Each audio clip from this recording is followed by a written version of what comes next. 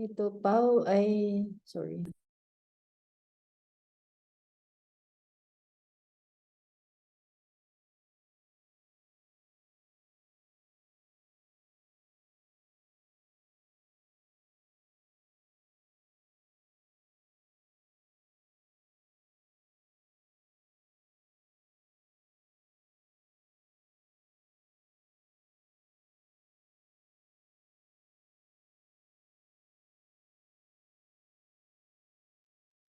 Oh, hi, Mom. Thank you.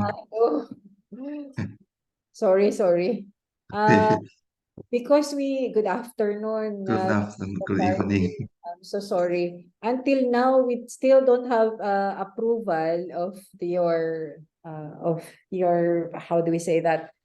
We need advice from our technology and development center so that they can actually give you The access. the access for the Zoom meeting, which will allow you to stay in the Zoom for more than 45 minutes, no?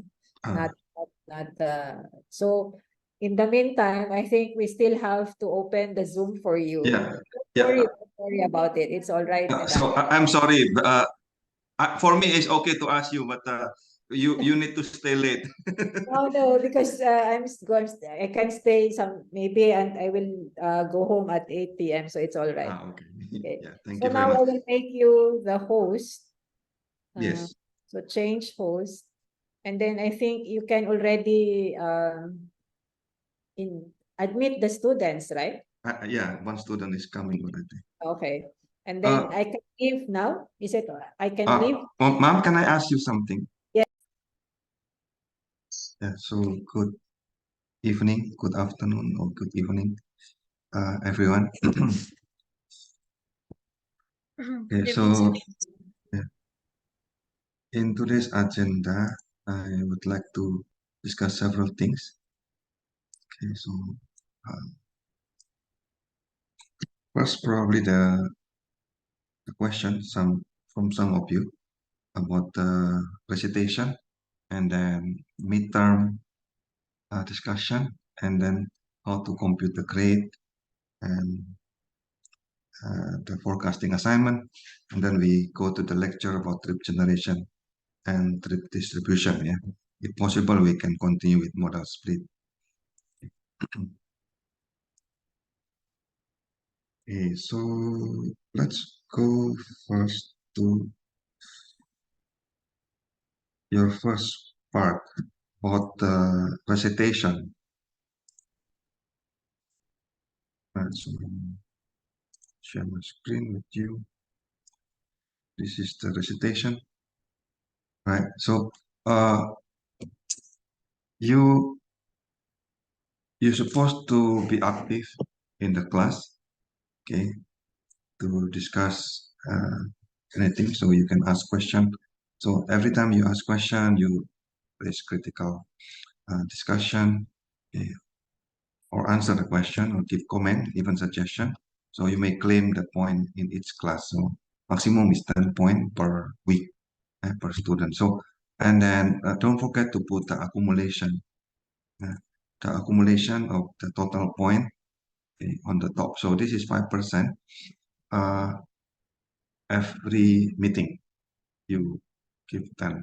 So I understand that this is based on your claim. So honesty system, like when you write chipney, right? It's honesty system, right? So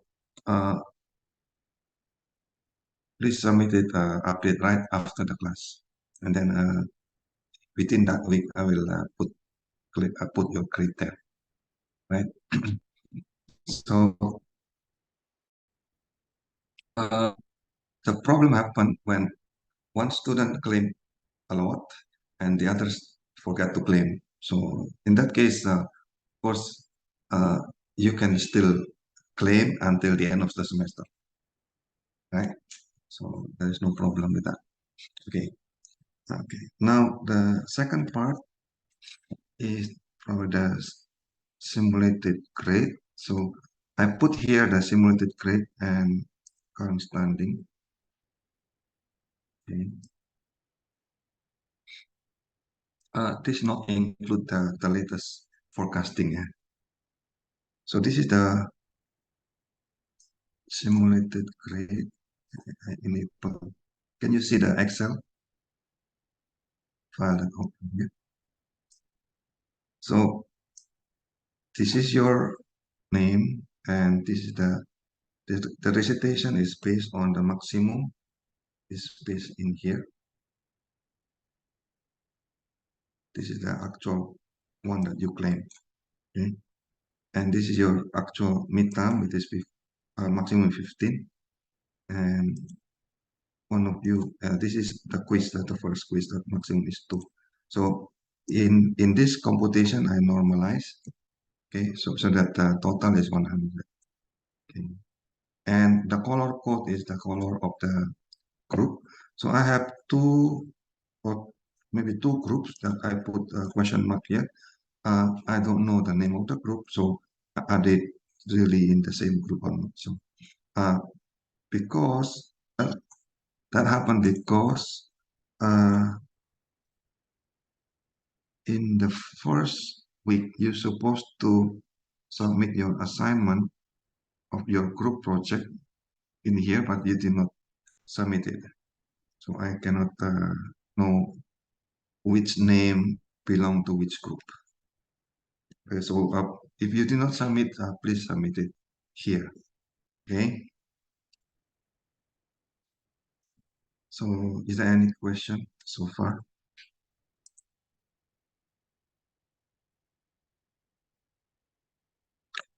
So the computation of the grade is based on Fibonacci. So as you can see, right?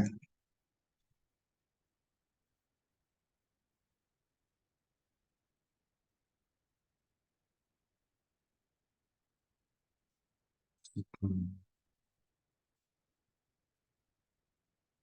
So for each of so the percentage here, okay, this is from the course syllabus. Okay, and then this is the Fibonacci number, meaning the last uh, part of the project will be heavier, of course, because this is the final one, and this is only group name, right? So, and the same thing with assignment. Yeah? The later assignment will get a higher number, or for example, 8 in here. That means the same as like 4% of the entire course. Okay, well, the first one is very small percentage. Okay, now the score is computed here as the sum product of the weight and your grade. Okay, so you can simulate here the grade, for example, just simulation only. So you get 80. Okay, then you can check on your own what will be your letter grade. Yeah? So the current standing is not computed rightly in here, of course, because most of them are still 0. Okay, so with this, is there any comment, question, section?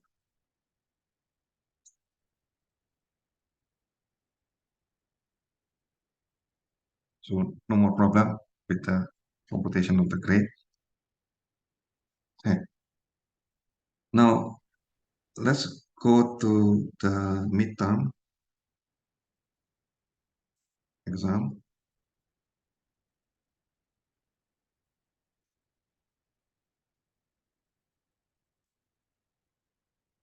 Okay. So in the midterm, you have 2 attempts,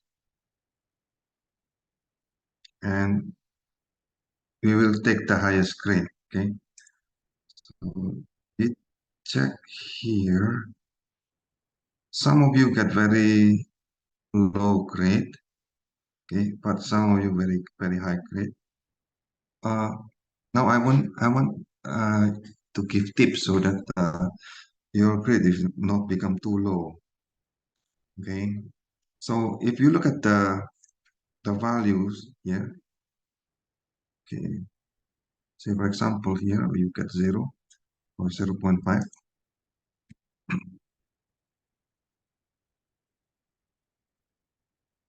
Okay, so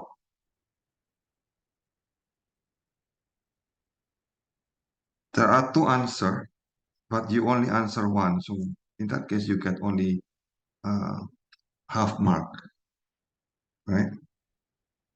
You have mark. You have only get half mark. So uh, the tip is very simple. Uh, when you answer this, okay. Suppose now you did not study at all, okay, and then you check everything. How much you will get?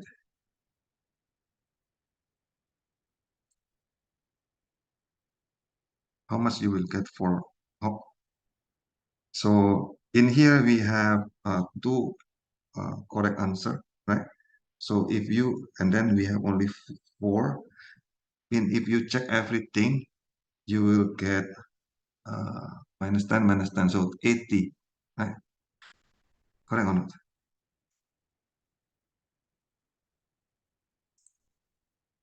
There is no possibility that you get there is no answer at all. Okay, and the whole answer is uh, for each question the mark is 1, right? So in that case, if you have 5 answer, say the correct answer is only 1, okay, then you're supposed to get minimum, even if you don't study and then you check everything, minimum you're supposed to get 60% of that mark, isn't it? Right? So if you get lower than 60%, something is wrong with you. Correct or not? So out of these 5 answer, okay, at least one must be correct. So if you are correctly answer, you get the full mark. Okay, but if you make a mistake, you get minus 10%. Okay, you get only 10% minus. So even if you don't study, you're supposed to get, minimum, okay, 60, okay, 60% mark of each question. So I cannot understand why you get lower than that. So we thought that if we answered, for example, for the five choices, if the we answered all, we'll get a negative score. Oh That's what no, I understand. no, no, no. You will get negative score. That's correct. But the negative score is only 10%. Yeah, we thought it's same values. Okay. So probably in different course, you will get same value negative score. Okay. Oh, in all my course, only 10% minus. So we didn't take the risk. We don't know that. Okay. So the it is not possible to go below 60%. Supposed to be, no? But I don't know why you get below 50%. Something is wrong. So then I need to open this tip so that you know. Okay, next time, even in the quiz, even in the exam, you cannot get below that point. Okay, okay, sir. Thank you for the tip. Okay.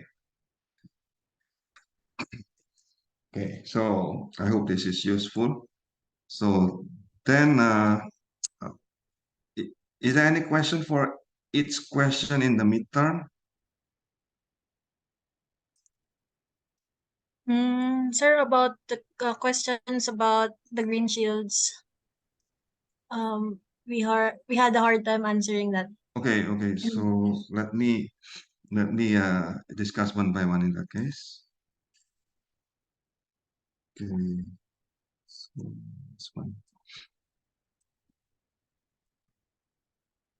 So let's do it one by one. So number what? Okay, so this one.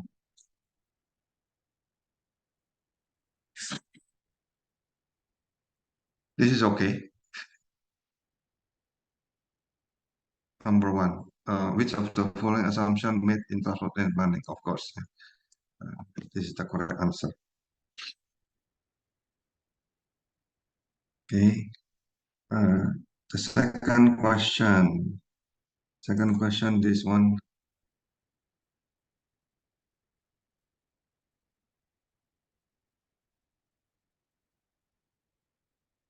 Okay. So he get the full mark. This question. Suppose we have a line. I think this is exactly in the slide, isn't it? I did not even change the numbers. So you're supposed to get the correct answer with this two. Okay. And then let's go to the third question. The third question, most of you also get the correct answer. This is the correct answer. Lina. So this one. Which of the following is or are true regarding transport equity? These are the two correct answer. Okay. Of course, you will not prioritize certain group of people. Okay. Of course, you will not do this. I think majority of you get correct answer. I don't know. Some of you get zero. No, I have no idea why. Maybe you forget to answer. Number 5. This one is the one in the lab. So I think if all you need to do is to input this in the lab tools, and then you will get all the correct answer. So the correct answer are network fully utilized and the binarized matrix is this one. Yeah? So I deliberately changed a little bit in this answer to be incorrect. And number 6.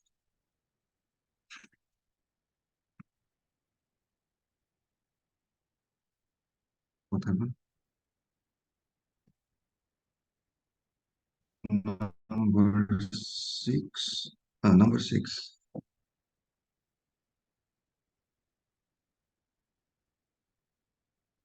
Similar. So if you have a network with 4 nodes, this is adjacent series and this are the trajectory. Which one is correct? And these two answer is correct. Yeah. Again, all you need to do is to input this value in the lab. Yeah, in the lab tools. Right. So these are the network is underutilized because some of this trajectory did not fill the network. Okay. Now, number 7, who get correct answer here?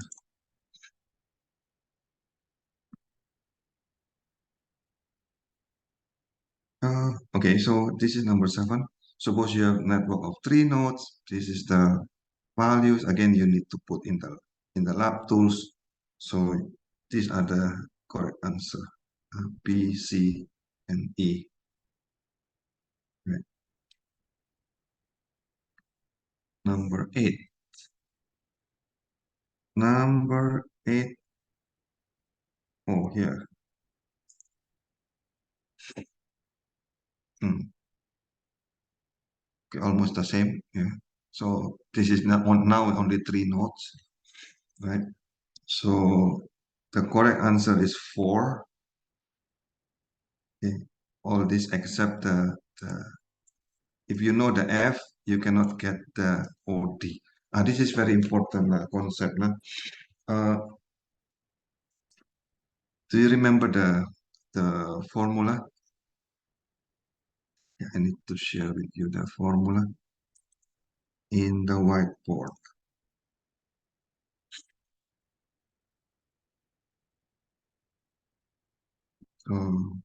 What? Can you see my whiteboard? Not yet, Prof. Not yet. Okay, good. Okay, collaborating.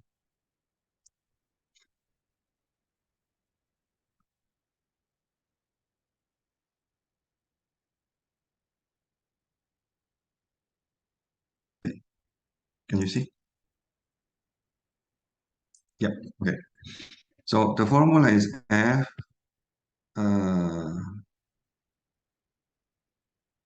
plus T, right, equal to A times T. Yeah.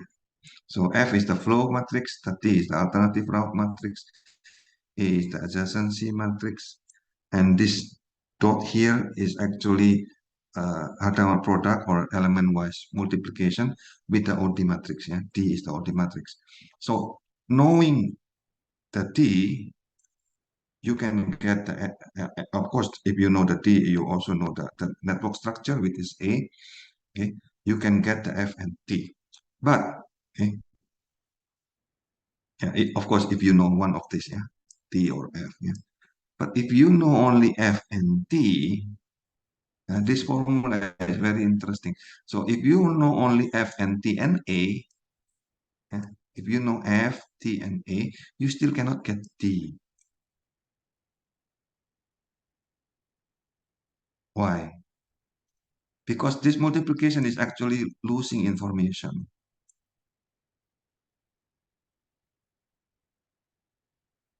Okay, so and this exam value is this is the exactly the example of that. Right?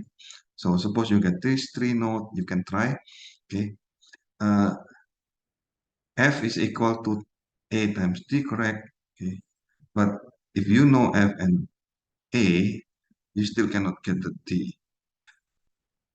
Yeah, you can check on your own again in the lab. Okay? Because the T, okay, if you know only F and A, you still cannot get the T. Yeah?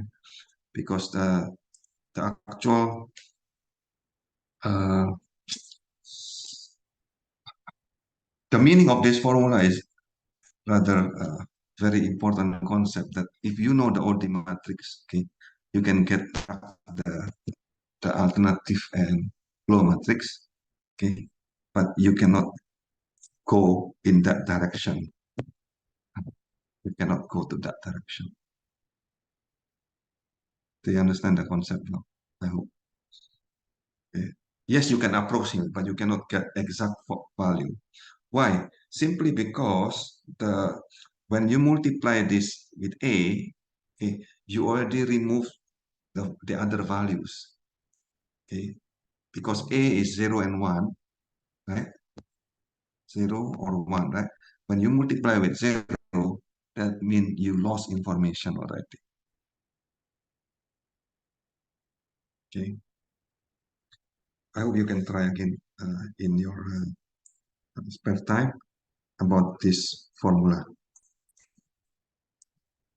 Is there any question until here or comment probably?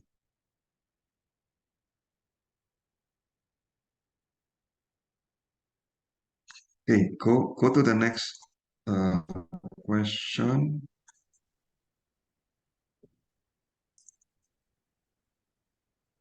Shall I close this? Okay, close the whiteboard. The next question is which number a while ago? Is that 7 or 8?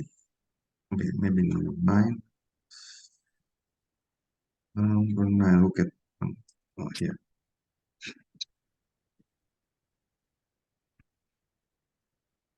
So if you have a adjacency list, right? Which of the following is true? I think this is rather simple. So you can draw it and you will know that this network contains source node and sink component. Number 10.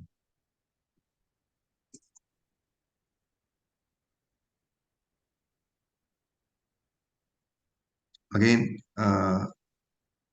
all you need to do is to draw this matrix, okay, and then you can check whether they have a sink node, source node, okay, or source component or sink component.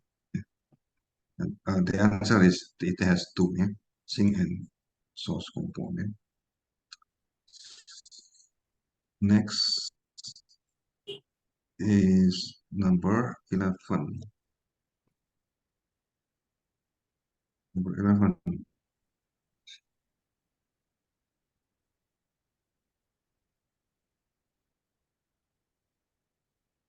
This is the one that you asked a while ago. So this is based on your assignment in green sheet, right? So suppose you have uh, uh, the speed and density, right? So these are the data. That means you just apply a regression on this. Once you apply the regression, okay, then these are the three correct answer. Yeah. The jam density is about 250 into lanes, and this is the regression slope and intercepts.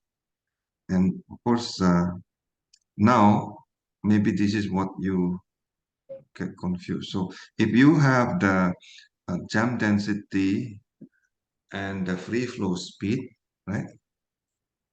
From the regression, you can get the jam density and free flow speed, right? So that means you can get the capacity, yeah. So if you know the capacity, right, and then you know the flow, so flow divided by capacity is the congestion. Yeah. Okay, so the capacity is this value. Yeah, this is the free flow speed. This is the jam density. So in that case, you can get 4/5 divided by this 5.64. You will get 88%. I hope this is answering your question. Question number 12. Yeah? Now question number 13. I think most of you get it correct.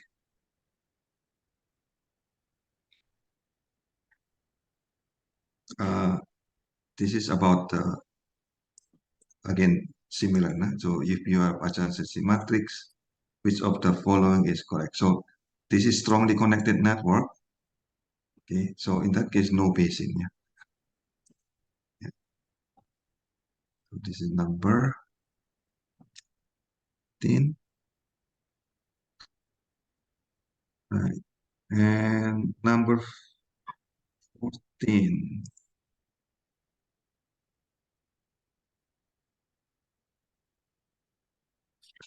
Okay, this is, I think most of you will answer correctly. No? So as the traffic flow theory, you know that if when the traffic flow decrease, the speed increase, yeah? And the density decrease. Okay, when the traffic flow increase, of course, the speed decrease and the density increase. Right? Yeah. And the last one,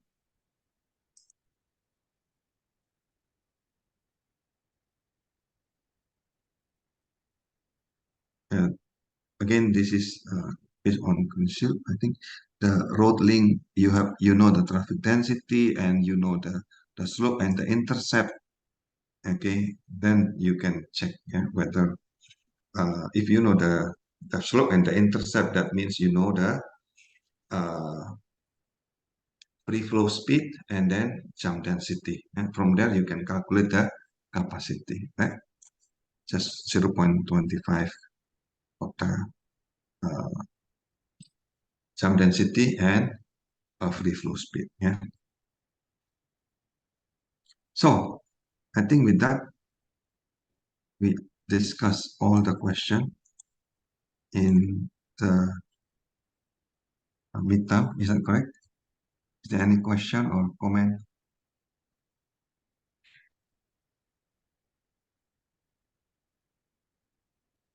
Prof, Yes. for the midterm exam module, is there a setting that you can display the correct answer so we can also Oh, okay, review okay. our I will mistakes? set that. How to? Okay. I will look for it. Okay. How to make it open to all. Okay, Prof. Okay. Thank you. Okay. Okay. Okay. Is there any setting that can display? Okay, maybe later I will look for it. Okay, the setting only, right? Okay, and then what else? So we have discussed the presentation, midterm, and how to compute grade. For forecasting assignment, any of you want to share your result? I think majority of you get it correct. Maybe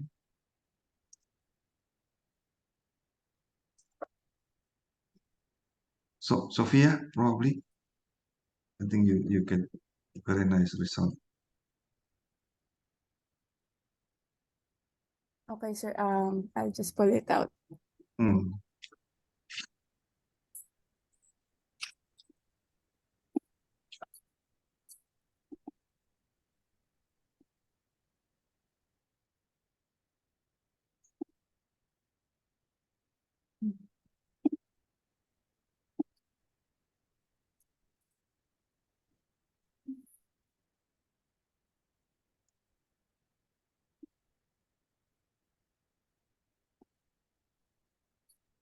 Yeah, so I think in here she compare the two method of growth rate and linear regression. Yeah. Okay, sir. So I use the information of Makati City for Mhm. visa registration. So these are the Data. given data. I solved for the growth rate for each year and then use this for forecasting for the next 5 years. Mhm. Just using the formula that you taught in class. Yeah, yeah. Okay. And yes, sir. So, and then I did the same for linear regression method Mhm. and also using matrix. Yep. And I got the same results for the two.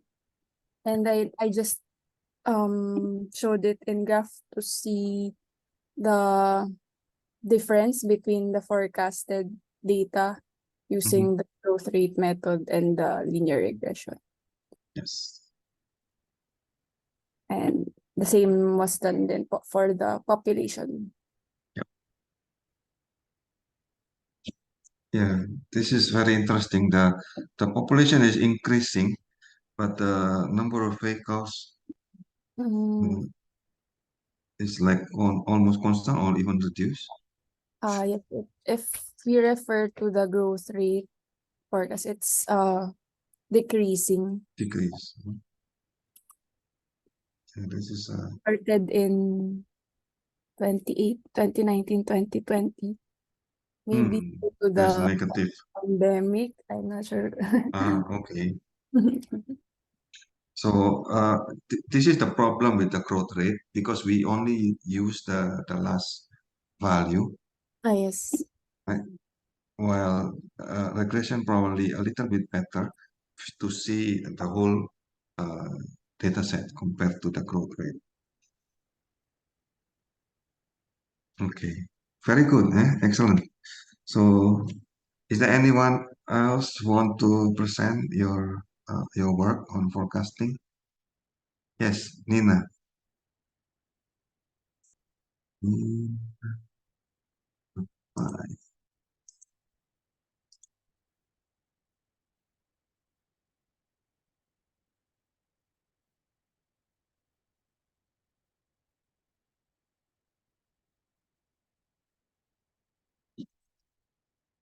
Yes.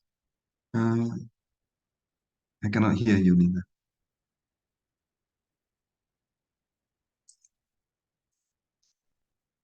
I think.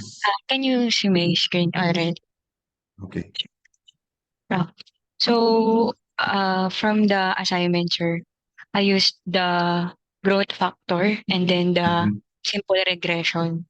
So, as Mhm. you can see, in the growth factor, the last growth rate is at 12.63%, and then I just applied it to the 5-year projection. So, I got this 848K for 2018, 955K for 2019, then for 2020, 1.07 million, 2021, 1.21, and 2022, 1.36 million. And Okay. then using simple regression, just the formula for slope and intercept, Mhm. I got these values. And then if you're going to compare these values with the generalized inverse, it's the Yeah, same. you get exactly the same. Yeah. Yes, sir. And then this is for the population. Mhm. And then I use the same method with the Mhm. number of registered vehicles.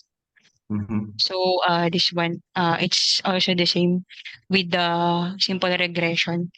Then just simple analysis, sir. When I tabulate the population and the number of vehicles and comparing it with the uh, vehicle per 1,000 people, Hmm. the average rate.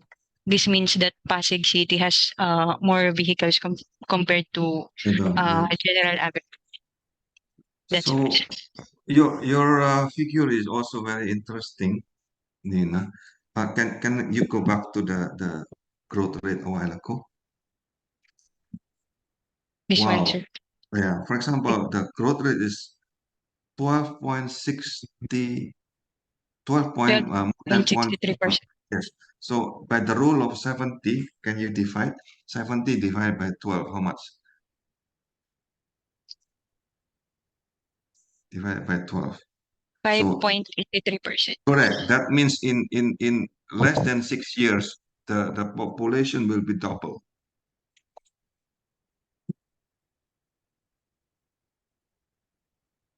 This Yes, is sir.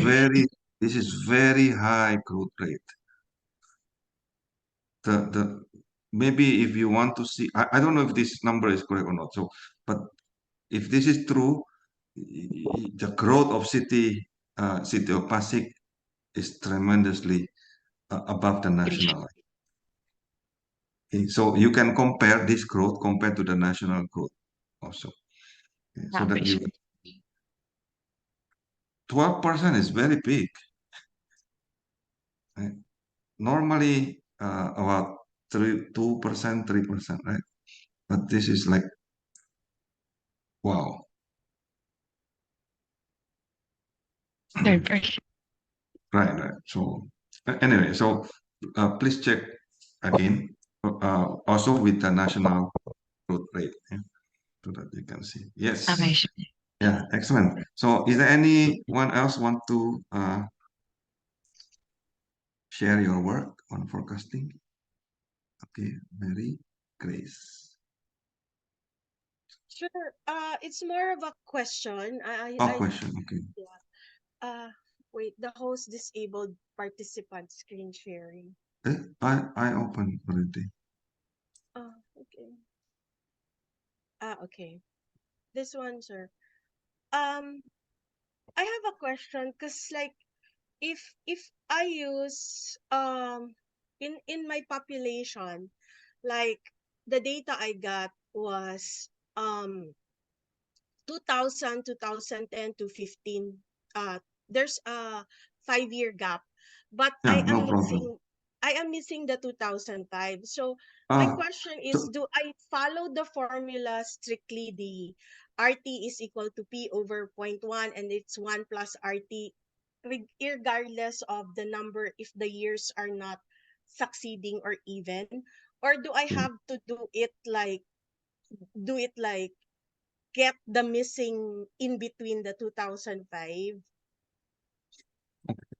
so because in my original here I just assumed that it's the same, that 2005 2000 data, it's the same, so I okay. followed the formula. But and then this is my question: if it's missing from the census, do I use the same formula to get the bottom parts if it's Yeah. in the middle or at the start? Okay. So thank you for interesting question. Okay. So this formula here, the growth and forecast, which pt minus 1 and so on. The t here is just the time, okay, that we value as a discrete time. That means the interval must be the same, right? So say your interval is, in your case, 5 years, right? Yes. That means every 5 years you need to put it in. Yeah. Okay. And So then you I cannot change the discrete time interval. So if you are agree with 5 years, then you make it every 5 years. If you make it 1 year, then you make it every year. But what That number happens? one. What Hmm. happens if, like, because you told us to get 5, so I assumed that we have to get at least 5 data Yeah. years, right? Yes. But So my census years was like 2000, 2010, yeah. 2015. Ganun. So if I am missing the one in between, I disregard the 2000 and just go with the 4 succeeding, Okay. or what I happens? understand your question. So your second question is about imputation, Yeah. correct? So your Yes. question, your second question is about how do I impute missing data? Yeah. Okay. So you can either use the average of the growth if you know. Usually we use the median of the growth, okay, to impute the missing data. But if your data is really missing a lot, for example, not just one, so in that case, you probably want to use other method rather than growth rate. So regression will give you better answer than that. Okay. Okay. Okay. So the first question is about discretize of the equation. Yes, because the equation plus t plus one in here is mean one time step. Okay, not necessarily 1 year. Can be 1 minute, can be 1 year, can be 5 years. No problem. Okay, but you must have the same interval. And for the second question, imputation. So in that case, you just impute with many other methods, including usually what we use is the median of the growth. Okay. Okay. Okay. Yes, Thank you. Abby. Yeah, thank you. My question is like the same from Miss Gracie, but I'm thinking because I used to do this a lot on in college. We use interpolation. Can we Yeah, use that for the for linear estimating the interpolation. value? Yeah, linear Yes, interpolation. yes.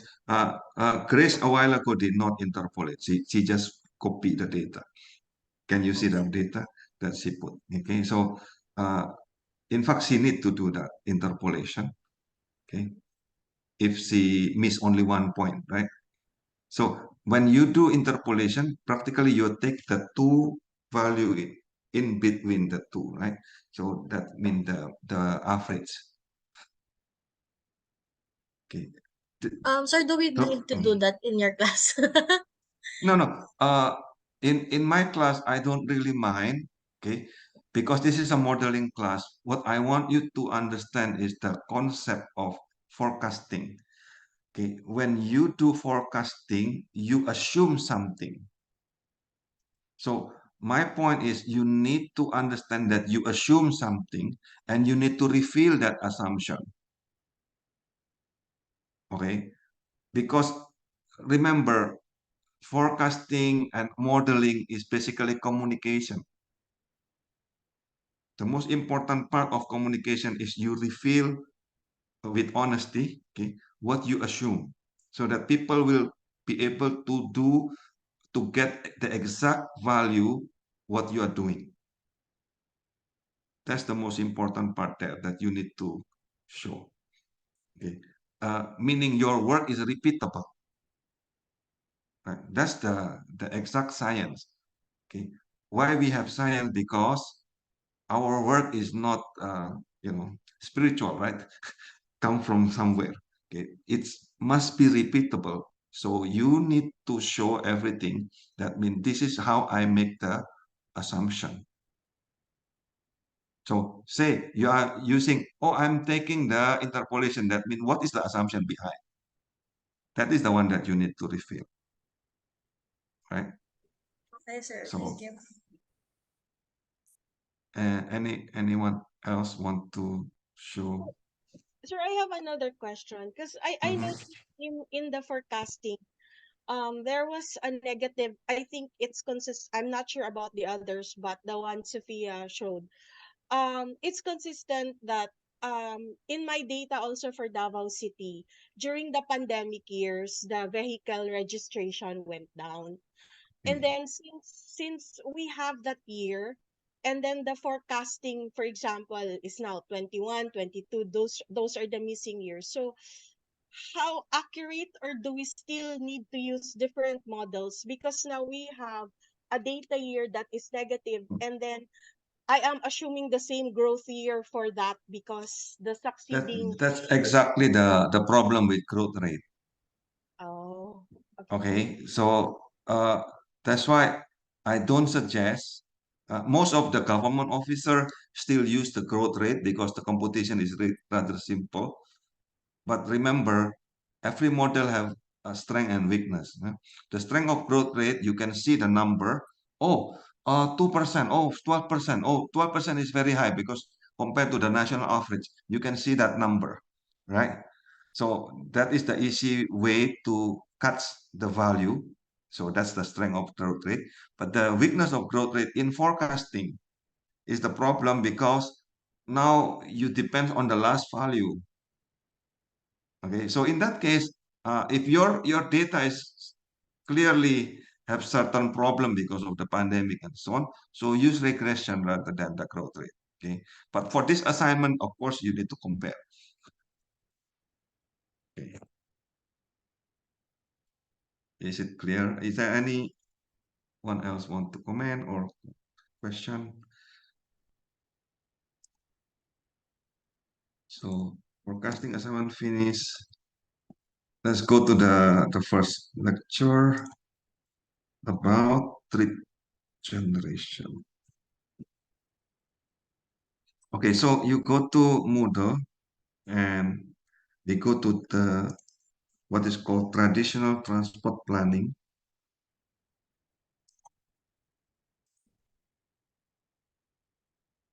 Okay, and you have trip generation. Okay, that's the first slide.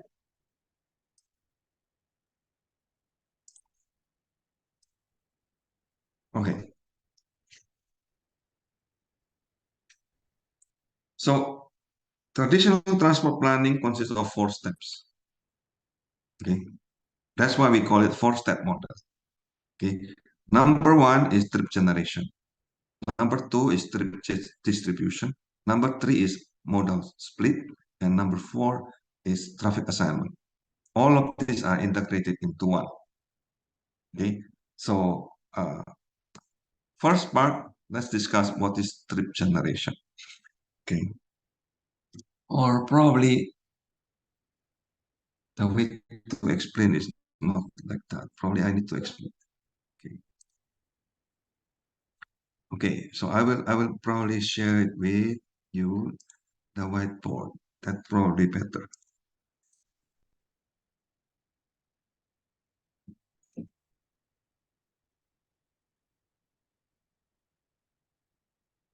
Okay, can you see the whiteboard? Okay, so the whole data. Okay, say this is your city. Okay, so and now your city you divide into several zones. Say the zone represent district or probably barangay and so on. Okay, so you put the A, B, C, D, and E and so on. Okay, now for each zone, okay, you will get what is called trip production and trip attraction. So I'll put it as OI and DJ. Yeah. Trip production mean the origin. In this case, the I here is A, B, C, and D, E. Yeah. DJ is destination. J here is A, B, C, D, and E. Okay, so and then you create kind of matrix. Right? Say 5 here. Okay, so A, B, C, D, and E. Right? Okay, so again, one more. Okay, anyway, so A, B, C, D, and E. Yeah. So the sum here of each row is called OI. The sum here at the bottom is called DJ. Right? So yeah, this is the OI. Okay, at the bottom is the DJ here. Yes. Hindi ko makita yung whiteboard niya eh. Okay. Hindi ko makita yung whiteboard niya, babe. Kaya lumipot ako eh. You want me to redraw the whiteboard? Okay, let me create a new whiteboard. Okay, let me make it simpler. Close this whiteboard and we open a new one.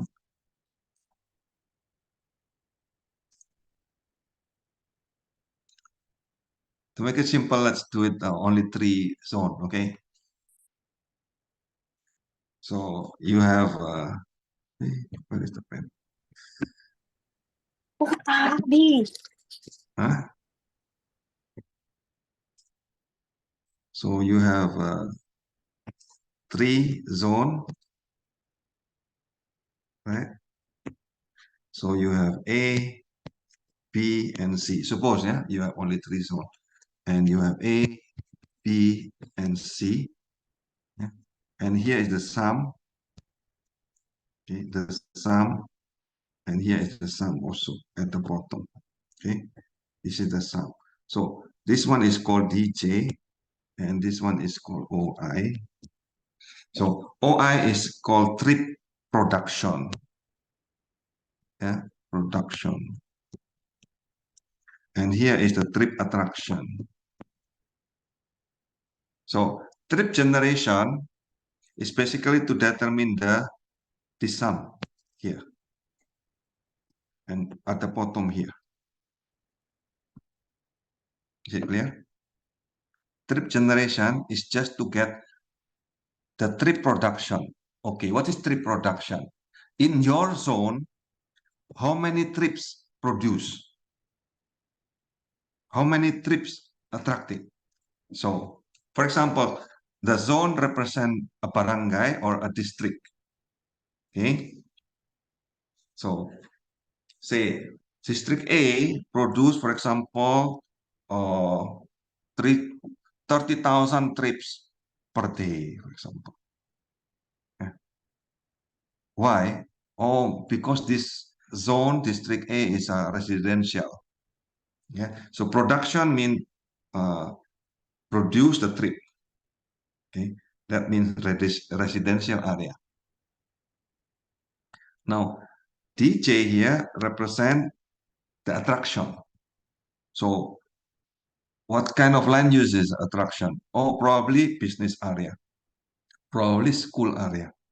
Yeah. So each zone, of course, there should be some home, okay, residential, and also have some other land use type, which is probably business or school, yeah, or offices. Yeah. So in that case, you will have both production and attraction. So in the first step with this trip generation, you will decide, okay, how much is the trip production and how much is the trip attraction. So basically you decide this factor here at the bottom and on the top. Is it clear? Number 2, step 2, okay, trip distribution. Okay, the second step is trip distribution. What you will do, you will decide how much the OD, yeah, the origin destination matrix. How do you get that? Okay, there are many models. Okay, so that means you know the cost to go from A to A to B. If you know the cost and you know the trip production, you need to know the trip attraction. Yeah. So then you can get the OD matrix, which is come from the second step, which is trip distribution.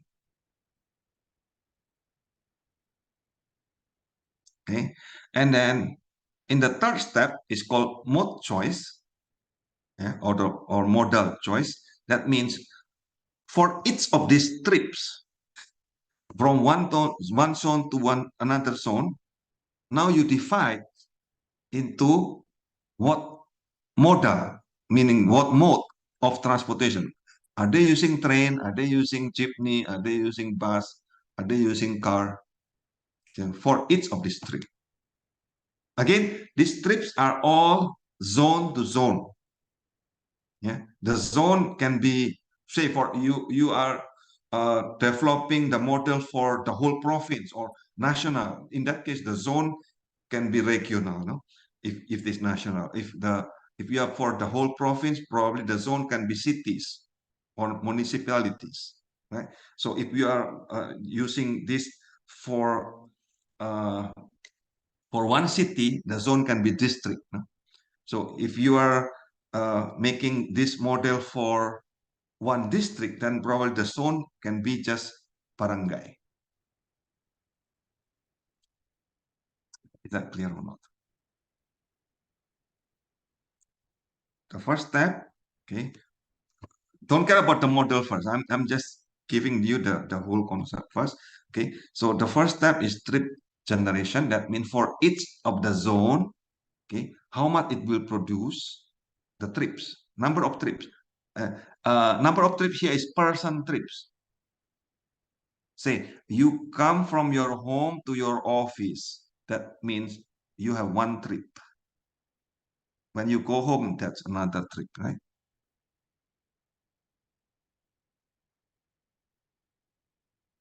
Okay. So, but you go to your office, but you visit your supermarket first, and then you go to the next to your office. In that case, still one trip. So one trip is from one origin to the final destination, and then you stay there. Is it clear? That's our definition of trip. Yeah, and then now you know each zone how much it produce and how much it attract. Okay, that's trip generation. Second part is the trip distribution, mean how much this production and attraction were distributed between zone. So the output is origin destination matrix.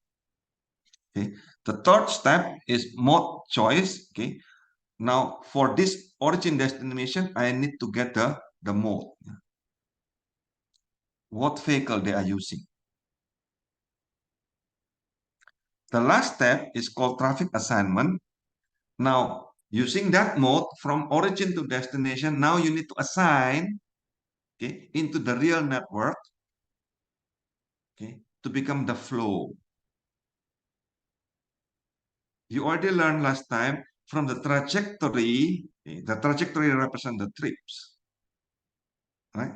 From the trajectory for each person, you can apply it into flow last time. Okay, so that's actually the final step. It is the traffic assignment.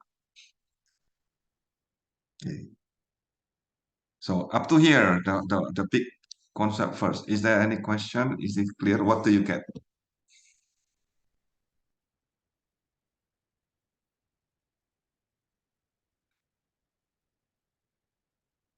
So the final result of this, the whole things, okay, meaning now you get the whole population, okay, maybe the floor area, the land use, the trip purpose, and so on. These are the input, okay, to get the production and attraction, and then you get the OD matrix, and then you know which mode of transportation they are using, and then finally you will get the flow for each link. From the flow, okay, because you know the capacity, you can get the congestion. Yeah. If you know the congestion on each link, then you can calculate the travel time, right? The delay, yeah, and so on. So all other performance is there. Okay.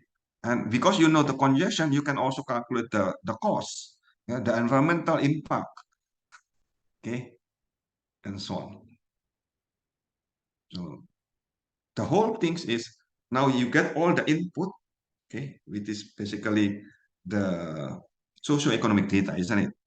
The population, the number of cars that you register, and then you can forecast that a while ago. You just presented, isn't it? So then what you will do, you create this model.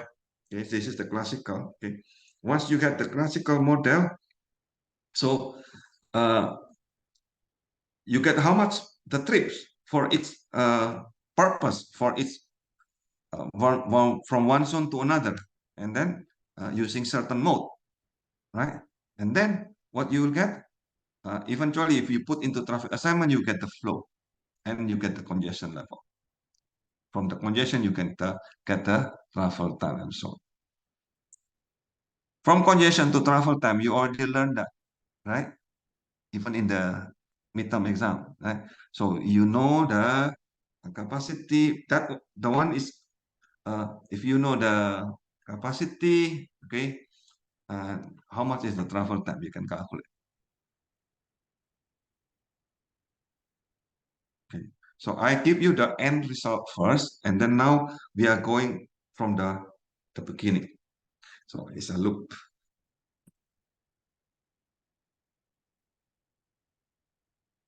This is clear or not? So again, the same thing you need to do. Yeah? First, you need to get the model for the base scenario, which is current, right? Say current population, current vehicle registration this year. Okay, and from that you get this OD matrix and or production attraction OD matrix and the current flow. And then what you will do, you project the population, isn't it? You project the population, for example, 5 years, 10 years. Okay, you project also the vehicles, the one that you just did a while ago in the assignment. Then you know what will happen in the next 5 years, in the next 10 years. And then you build the same model, but now you use that value next 10 years or next 5 years. That is the scenario for the future. The same model, but different value, okay, because you have projected already. Okay, and then you will see, okay, if the population is like that, okay, the flow is like that in the next 5 years, what do you do to anticipate, isn't it? So say 5 years from now, the number of population increased by how many percent? Okay, the number of vehicle increase or decrease by how many percent? So in that case, you can get the whole things again from trip production, OD matrix, and finally the number of flow and the congestion level. And then you can forecast already. Oh, in that case, I need to do something before it happens. Right. Right. So, oh, probably I need to improve in this area or improve in that area. So that is the intervention in planning. So the difference between forecasting and planning is the intervention, the one that you can control, right? So if you are talking about only forecasting, you can forecast for next 5 years, 10 years, but what you will do about it, right? That is the planning part, because you will do something to control that before it's going to happen. You do something to anticipate. That is what is called planning.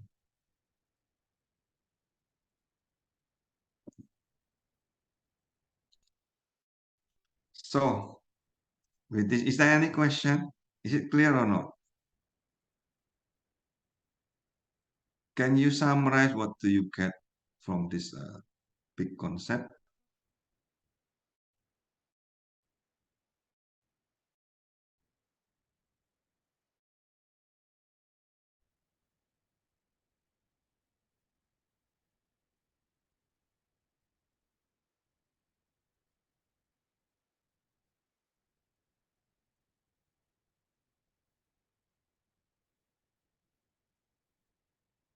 Okay, so not so let's go to the first slide. Okay, trip generation.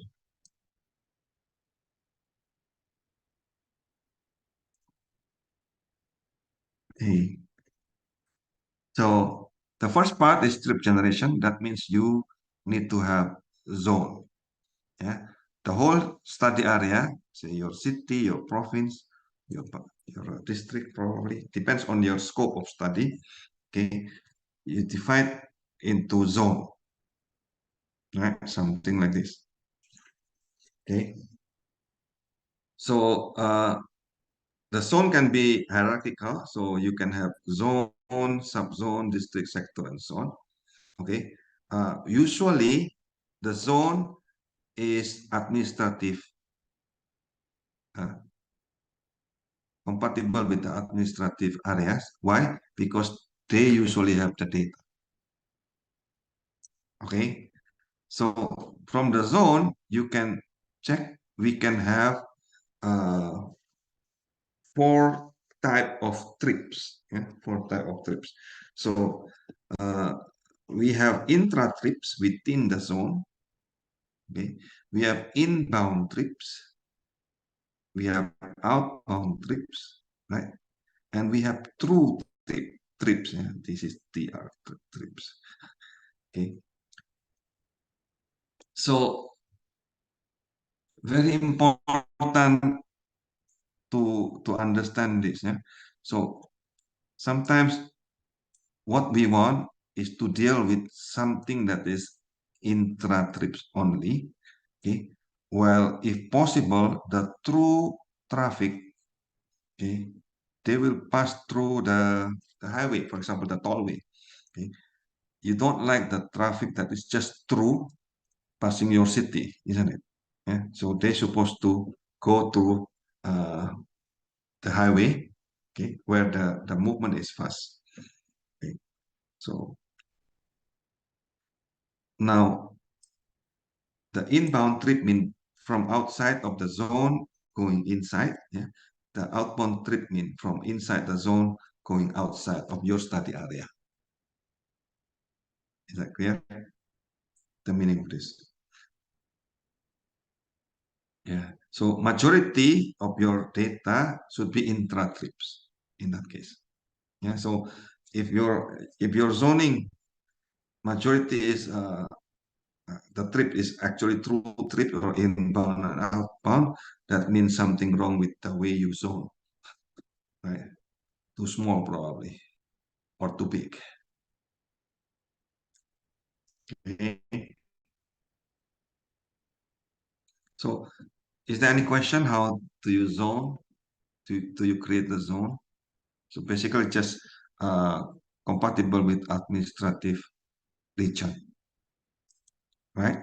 So these are the typical zone number of zone in typical studies in the past. Okay, say, yeah. So this is the population, and these are the typical number of zones. So number of zone can be quite large. Nah? So from 52, okay, up to more than 2,000 zone. Yeah?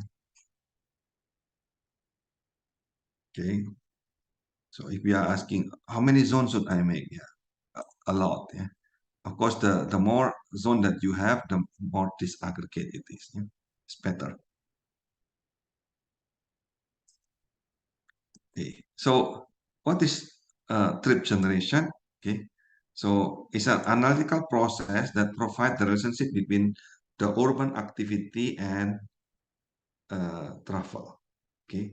So the input is land use, the social activities, and social economic characteristic. So these are the three input. And then the output of trip gen is the trip n. We call it trip n.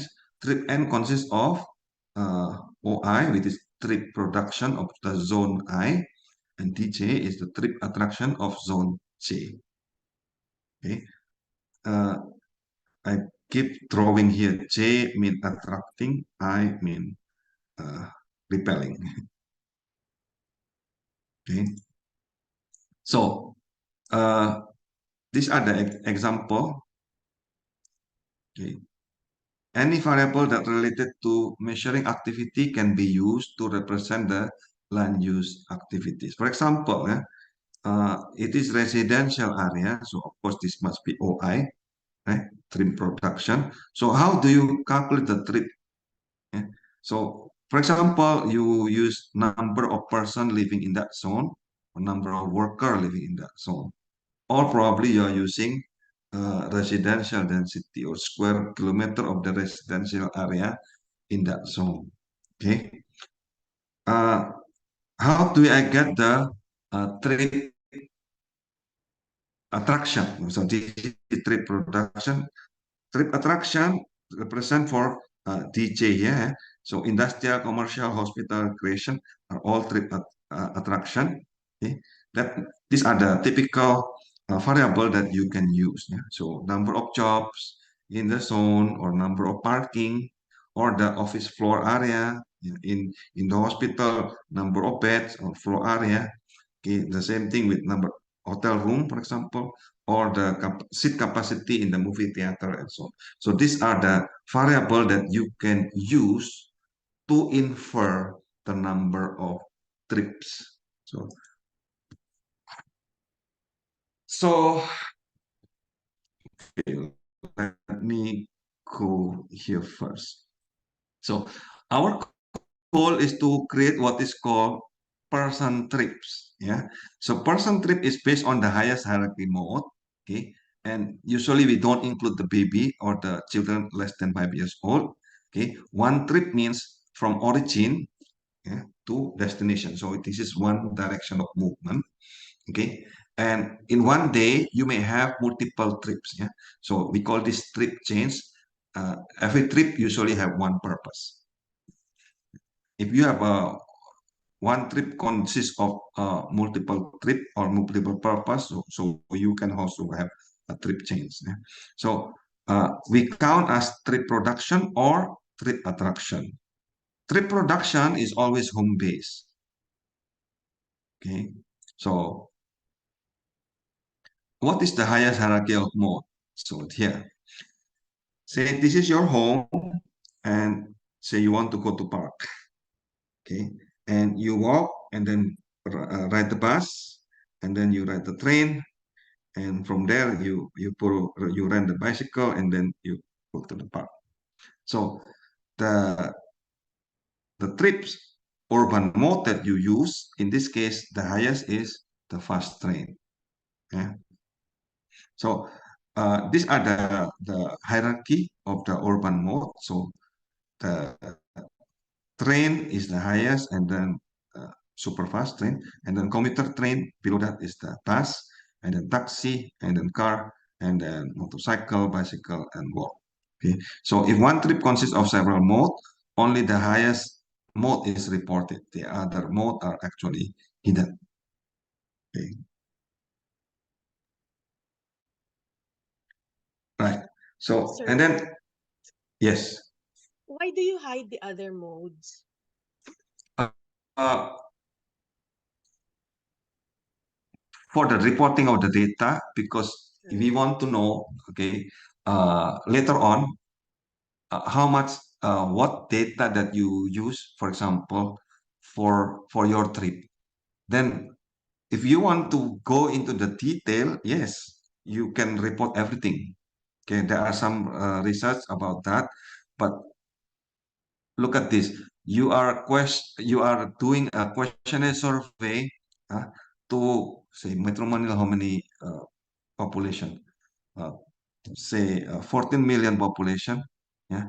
So if you get only 1% of that, so like 140,000 respondent you need to do. right? And uh, the, the number of question is a lot.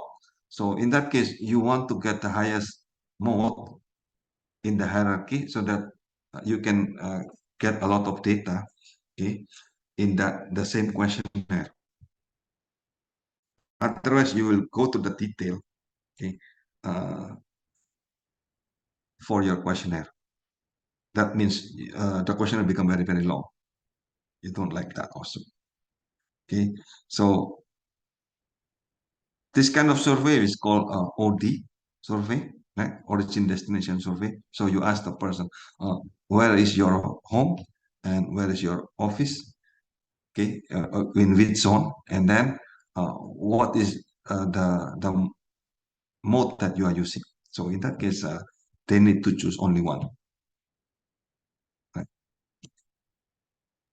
Thank you, sir. Yeah. So and then for this trip, they also check, okay, what is the trip purpose. So in that case, we can divide into several category. Yeah? These two trip purpose are mandatory: work and school, education. And the other trip purpose for personal: shopping, social, recreation, help, accompanying somebody, or other trips are discretionary or optional, right? And freight trips is also not personal. So in this case, for the logistic company, okay. So these are the other trip purpose. Yeah. Question is, how about the return home? Yeah. What is the trip purpose? Okay, go home. Yeah, home here is mean go home. Majority, of course, go home. Yeah. Right. And if you look at the percentage, yeah, work is like 20%, right? School is right. It's like 5%. Shopping probably 20%. So it depends on the city by city. Okay. So look at this slide. Okay, trip production versus trip attraction. So we have what is called home-based trip, HB trip. This is the trip that start from or end to the home. Home is residential area. Okay, regardless whether this is your home is actually a condo or a single detached house, it doesn't matter. Yeah? As long as it's your residential area. So any trip that start or end to the home is called home-based trip. Trip from and ending to non-residential area. Say, and we have what is called trip production and trip attraction. And trip production and attraction not depend on the direction of movement, but depends on the land use type. Okay, so when we say trip production, okay, the origin of non-home-based trip or the home end of the home-based trip. This is called trip production. Okay, and we say trip attraction, that means the destination of non-home-based trip and the non-home-based end of the home-based trip. Is that clear or not? Say, you go from your residence, okay, to non-residential area, okay, and then going home, yeah, to your residence. So in this case, you will have two production and two attraction. Okay. And here, say this is another example. Say you have your home is in a condo, okay, and then you go to your office, and from your office you go to a supermarket, and then you go home. Yeah, this is your trip in a day, right? So in this case, this trip is home based because come from the home, right? So and this trip is non-home based, right? And then this trip is home based. Yeah, because why? Because it's come back to the residential. So in this case, this condo have two production trip ends. Yeah, this office have one attraction and one production, and this supermarket have one attraction and one production. Is it clear or not? That's how you count the production and attraction.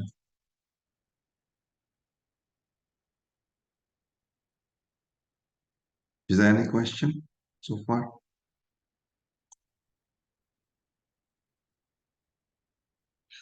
Okay, so this is the example of a typical urban daily trips by the mode and origin and destination. So say you go to from the home, right? And then you go to the school, okay, using this mode at certain time, okay, and then you uh, drop off the child in the school and then drive alone to go to work, okay, and probably go to restaurant, walking, and then go home. Probably go back to shopping mall at this drive alone and then come back again. So these are the typical uh, daily trips. Okay. Now you can also ask, okay, this kind of person trip data, yeah, to get the daily trip. So the problem with this classical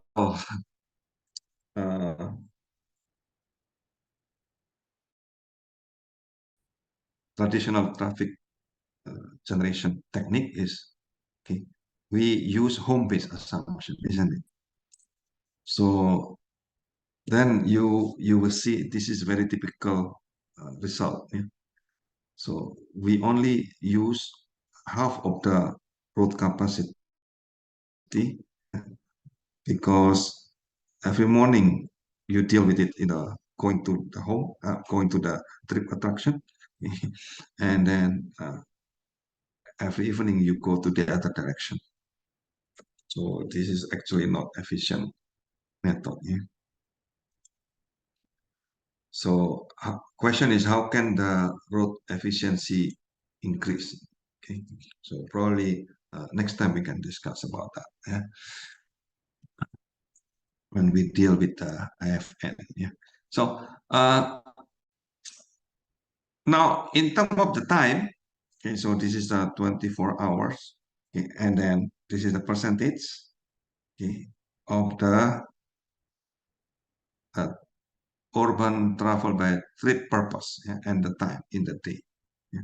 So in here we just divide by shopping, social recreation, and then work. Yeah. So typically in the peak hour in the morning, okay, this majority is from going to work, right? Also in the evening like this. Yeah.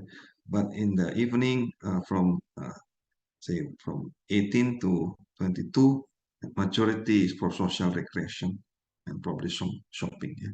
Shopping is usually from 9 to 5. Yeah. Here, the red one here. So of course, if you get the total, you will get this total trip in terms of the percentage. Yeah. So you will get 2 peak hour in the morning and the evening. Yeah, this is the typical. Now, if you put that into daily travel pattern a while ago, okay, and you ask them in the questionnaire, what time do you go from your home, okay, and where and what what mode. Okay, but this is called a travel daily pattern. You ask, and then you can plot this. Yeah? And these are the three purpose. Right? Home, and then this is work. Maybe this is shopping. Yeah, home, and this is for dinner, and so on. Okay, and from there you can check, yeah, from the daily pattern. You can check. Oh, these are the peak hour. Okay, and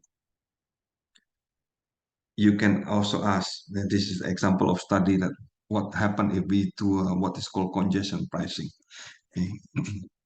Okay, so if we this is the pre-toll schedule, mean this is the origin, the current condition. Okay, and then you ask them, okay, what will happen if we have congestion pricing? Okay, if you enter certain area, you need to pay the toll. Okay, and they will shift. Yeah? They will shift the mode pattern. They will shift the time pattern. Okay, they even probably at the home at different time. Yeah?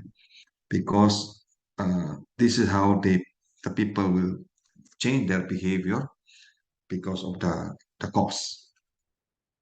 The trip will change. Yeah. So these are the example of factors, yeah, that you can use to decide, okay, the trip generation. Yeah. So socioeconomic means the income, the car ownership, family size. Okay. The household structure mean whether this household you are single or you are family. Okay. How many children? Okay. You can also include all of these factors. Yeah. And the value of land, residential density, the space, the total area, or the space, and so on, or number of sales, number of students, number of seats, number of beds, and so on. So all of these factors can be used, yeah, to calculate the trip generation. Okay, you can also use the accessibility factor, for example, the intensity or the friction, or the distance from the city center, and so on. So from these factors, okay, you can create the trips, right? So I will discuss only three methods here, okay, for creating trip generation. Okay, the first one is very simple, growth factor. The second one is using what is called cross classification, cross tab, or categorical analysis, and the last one is the one that you are already familiar with, is regression. Yeah. So all of these models assume there is a causal relationship that hold over time, and of course invariant. Yeah, the model structure and the parameter are kept to be constant over time. So these are the main assumption. Any forecasting happen because of invariance. So let's do this. Yeah, the simple growth factor. Okay, the growth factor is the multiplication of all factor, okay, of the future factor divided by the present factor. Yeah. That means the future trip is equal to the growth factor multiplied by the present trip. Yeah. The advantage of this is simple, and the disadvantage is rough. Okay, so rough estimation only. And the interaction between the factor is usually ignored, so we assume independent. Okay, let me give you example. So say the auto trips per day, remember the trip gen is about trips, yeah, per auto trip per day is a function of car ownership, fuel consumption, and number of workers. So this is the simple example. So say the auto trip per day in base year is 45,000. Okay, and these are the base year car ownership at this point. And this is the target year, for example, 5 years later. Yeah, these are the projection, yeah, of the fuel consumption, number of worker, and car ownership. So we assume these are the three factors that you use. Okay, the question is, what is the auto trips per day in the target year? Okay, so using simple growth factor, what you will do, just simple division, yeah. So you see, you have 34.5 divided by 23,000 here, right?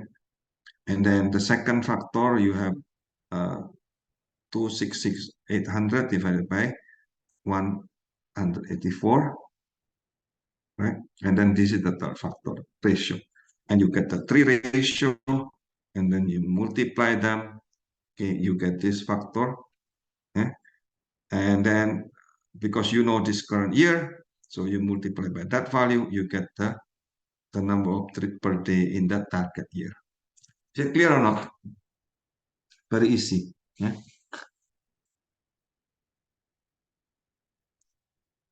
Okay. And now let's go to the second technique. Is called categorical analysis. Sometimes we call it trip rate or cross classification. And this technique is mainly developed for home-based trip. Okay, that means the household can be classified into groups, and the trip characteristic within this group we assume to be relatively homogeneous. Okay, so the advantage of this method, it involves interaction between factors. Yeah, so compared to the growth rate, this is much better. But the problem is you will create a lot of large table with many zero trips. Yeah? So in that case, you can combine. So the recent technique is to use MCA, multiple classical analysis, or log linear regression. Yeah? So I will not discuss in detail here, but you can search on your own later. Yeah. Let me give you the formula and the example.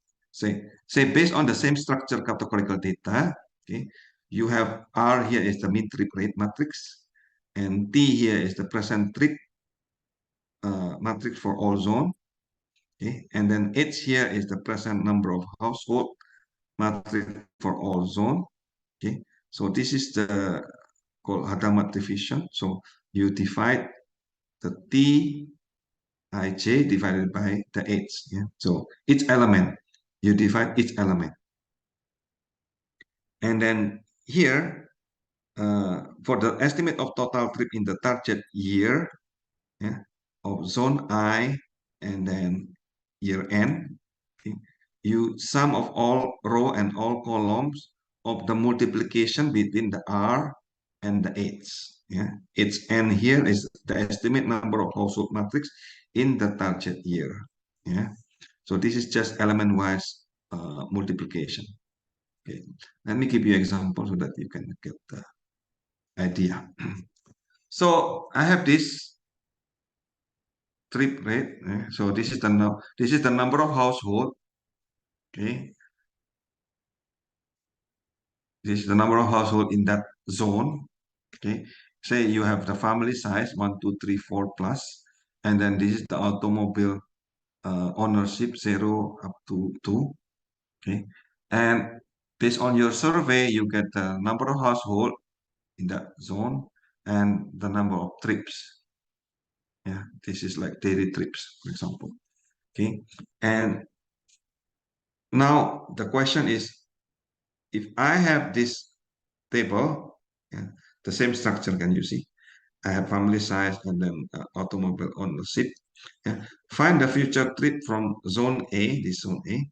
If the forecast number of household, if you know the household in the future, okay, and given this data, how we will get the forecast. Yeah, so I know the household and I know the trips. Okay, now I only know the household. Can I get the trips? Okay, easy, right? So in that case, what you will do, you divide this one, yeah? The number of trips divided by the number of household, right? So if you divide the number of trips divided by the number of households, say for example, 1098 divided by 925, you will get 1.9 19, and so on. So each of these trips divided by household, you will get the mean trip rate, right? So then from this trip rate, you multiply back with the number of household, and then you will get the forecast of the trips. Is it clear or not?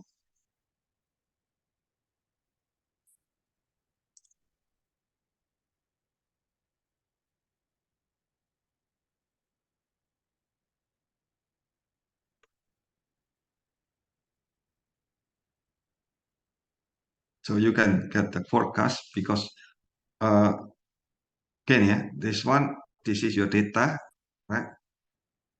So you have the family size, you have the household and the trips. So this is your data. How do you get this data? You do survey, right? And then for the same structure, okay, you need to know for the family size and the car ownership. So this is the data, the same structure data, okay, but you forecast, okay. So this is the number of household that you have, okay. From here, you can calculate the mean trip rate. Say here, for example, yeah, 4821 divided by 1872. How much you get? That one, 2.56.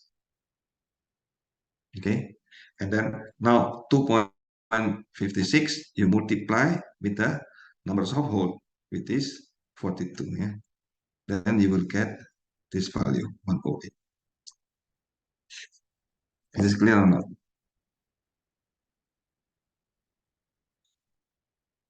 So this is to forecast the number of trips, yeah, based on certain factor. Again, the factor you decide the factor. As long as you know the trips, you know the factor of that trips, then you can find the correlation. Yeah, is this clear or not? Okay, so the see this is another example. Okay, instead of a table, you can also get the chart. Yeah, so in this example, you input the dwelling unit and income. Right? So if you know the income and how many auto in that household, okay, then you can get the percentage. Right? Okay, and then if you know the percentage of dwelling, yeah, this is the percentage of dwelling. Okay, so now then you can get the curve P in here is you know the income. Again, you know the number of cars ownership. Okay, you can get the person trip per dwelling units. Yeah. From there, you can estimate the percent of the trips. Yeah. Depends on the trip purpose. Yeah. Again, the output is the trip production and trip purpose. Okay. So again, if you look at this example, okay, the input is socioeconomic factor. Yeah, for example, the Africa, and then the land use, in this case, the number of units, and then the trip purpose, right? And then the output is the trip production and trip attraction by trip purpose, okay? And then you multiply by the number of population, then you can get the person trips. If you know the percentage, you multiply by the population, you get the person trips. Again, all of these are estimates. Do you get it or not? If you know the population, you know the rate, okay? One person, how many trips? Then you can get you convert the population into the number of trips. That's the meaning of trip generation. Is it clear? Okay. Then the third method that you already familiar is the multiple linear regression. Yeah, you already learned that. Okay.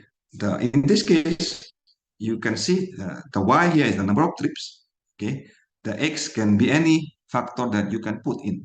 So the land use, the socioeconomic factor, okay, and so on. Okay, be careful when you are using linear regression. There are certain assumptions. Okay? Remember, when you do modeling, the most important part is you understand the assumption. Yeah, the assumption in multiple linear regression is linear, of course. Yeah, and the data come from normal distribution with equal variance. Yeah, so if your variance you test, if they are not equal, say for example like this, then you cannot use linear regression. You probably need to use weighted regression. Okay, and then you also assume in here that there is no correlation between the x, right? So, okay, so if you have a high degree of multicollinearity, so you can drop some variables, yeah, and then you assume normal distribution. You check the outlier. Okay, if the outlier is not the residual, yeah, the residual is not a normal distribution, then you need to use other method. Yeah? So the residual is called independent error.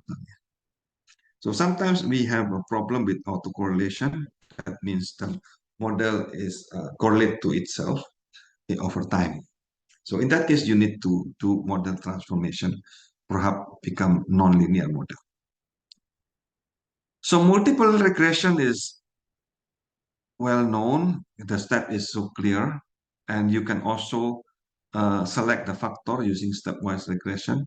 That means you use the t-value. Okay? If the t-value is not okay, then you remove that factor and so on. Yeah, and you can also extend that multiple linear regression to non-linear regression. Yeah.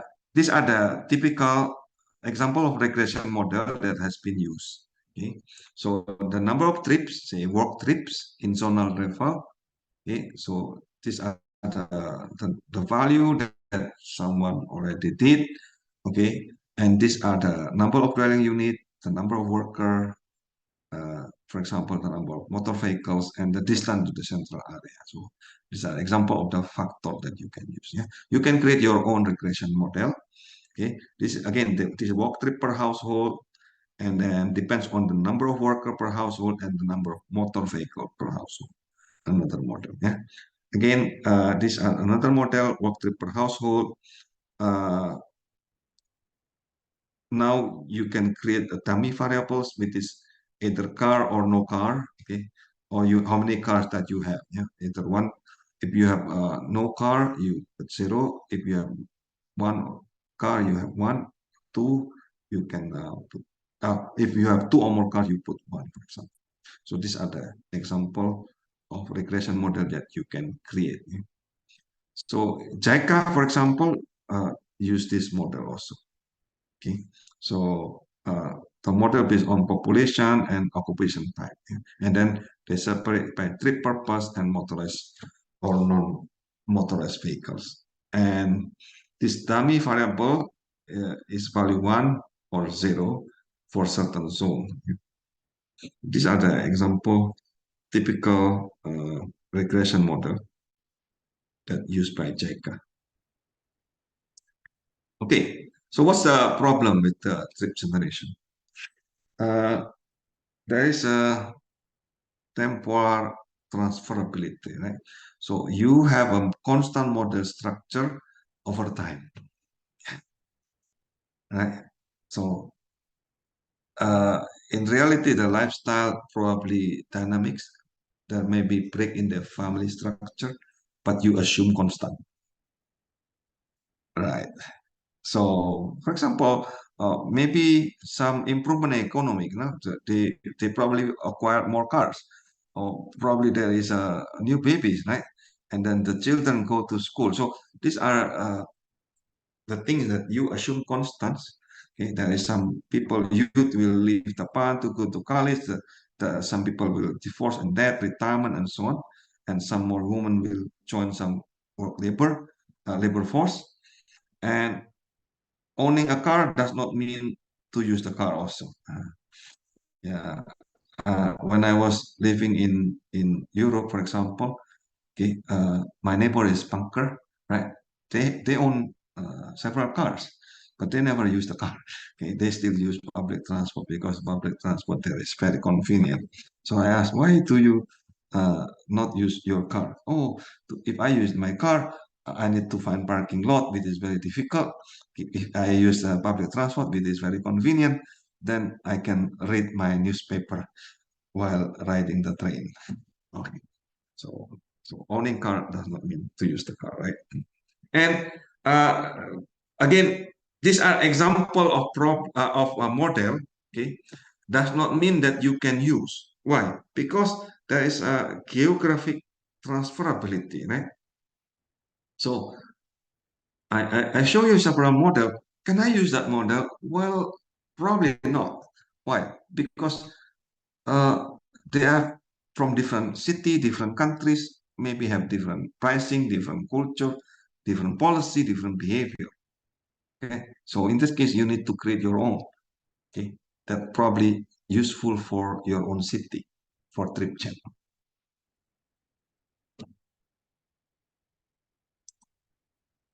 So what we have learned. So trip chain model relate the land use activity and the travel, right? So is there any question for trip chains? I just have a question. Is it Oh, possible cool. that we I'll just open my video. Is it possible that we also use logistic regression and Yes, of course.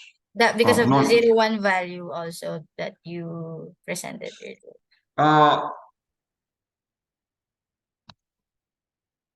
Logistic regression, usually the Y. We use the logistic regression for mode choice Yeah, yes, more choice. later. Later. Okay, mode choice. Why? Because the Y in logistic regression is between 0 and 1. Yes, sir. The value of 0 and Okay, the value of the Y in here in logistic regression is between 0 and 1. yes, sir. That's why I asked. Percentage. You can Okay, that means yeah. percentage. So the answer is yes and no. Okay, why? If this Y represent a trip rate, like the one that we used a while ago here, percentage, right? Can you see this slide? So you get the percentage of the trips, and then you multiply by the number of population. Yes, you can use a logistic regression because you get the percentage. Okay, but if you want to get the actual trip, no, right? Because that one, that means you need to get the actual trips. So now depends on how you model. Do you want to get the model of the percentage that you need to multiply by the population? Then you can use logistic regression. Okay. But if you want to get directly the trips, then you use other model like multiple linear regression here. So the unit matters. Yes. Yes. So I hope I answer your question, Bessie.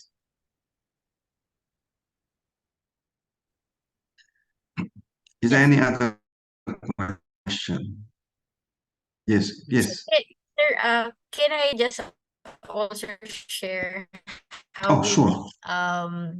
what kind of form we use in audit survey in the Philippines, in our Yes. department. Okay. Can I Yes, just go. share my screen? Sure. You are co-host, so you can share. It's actually basically just the form that we use in the Department of Public Works and Highways, and how we Okay. actually implement. Can you see my screen now? Not yet. Not yet. Is it? Are you able Starting, to see my starting. screen? Started screen sharing.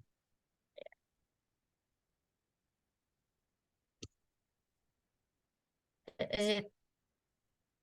Can you see it now? Yes, okay, we can see it. Yes, yes. Actually, this is the The audit presentation survey, yes. that we are actually using for teaching of feasibility study. Yep. of roads, bridge, and flyovers, grade separated by bypasses. So you can see that one of the traffic data collection, this topic is about actually Yeah, this is the classical one. Right. yeah, this is the classical one, and the traffic surveys we use. We have the Yes. MCVC, the manual classified volume count, Right. origin This is destination just survey, the flow. license plate Yes. survey, travel time, and other Yes. types of surveys, and also the pedestrian count. So Right. we would just like to share, since we are talking about OD survey. Yeah, this is the form that we actually use. You can see there the station. You have to establish stations for OD surveys, right? Okay. Yeah, where you will put those traffic stations. We usually put it where we put the MCVC or the manual classified vehicle count, at least just a few meters away from the MCVC stations. So, and you can also see the name of the project, location, the sketch, of course, and then the direction. We also have the direction and the time it was generated. And then you can see we have 13 types of vehicles that we are monitoring here. We have motor tricycle, motorcycle, passenger car, PUJ, goods utility, and other types of trucks, and small buses, large buses. And then you can see the origin and the Yeah, the destination zone. there. Yeah, we have the code Okay. that's where you put the zoning number that you set. And then the trip purpose also. You have the work, Yes. school, business, private, leisure, and others. So that's how the origin destination form, and also how we conduct it during our traffic as survey. Yep. With different projects in the country. Yep. That's it, sir. Oh, yeah, this is very interesting. Right. Thank you for sharing, Resi. Who want to share again? That's a while ago. Prof, Trina. it's me. Yeah. Can I be co-host? Okay. Yes. Yeah. Of course. Very interesting sharing. Can you from see my Resi. screen, Prof? Yes. Okay. So, Similar, yeah. Very yes, similar. very similar. For a while, the Excel is not moving. So this is from JICA project. Yes. So, we, just to give a context, we contracted a private survey company to perform this OD survey Survey. because there's a lack of data for BGC Yes. especially. So, usually private surveyors already have a coding system for the locations, zonings, and so on. So they already have a system for the code number, sequence, barangay names, and so on. So Yep. they're prepared for surveys, not just for Metro Manila. Yep. So this was the form they use. So it's similar to what Resi has showed. Yep. Of course, the station name. So where are the surveyors located? And then date and time of day, weather situation, and then time of day, vehicle type, and if possible, the occupancy information. Right. Of course, origin, including barangay, city, province, and same information for the destination. And then they have numbering for type of purpose, Trip purpose. work, Yep. and so on. So here is the sample data. So since this is the survey area is at Kalayaan, 32nd Street in BGC. So the station name, direction is eastbound, and then there's the date, and there's already a coding numbering for type of weather, and then this is time of day, vehicle type, occupancy, and then this is the origin zone coding. Zone. Yeah. Then barangay name, the what is municipality or city, and then province, Metro Manila. Yep. And then same coding for the destination. And then the trip purpose based on the legend I showed earlier.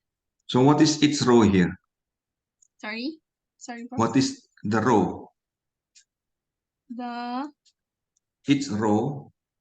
each One row row is here represent one one person survey or entry. One person. One one person. person. Mhm. And how many person total? How many person total?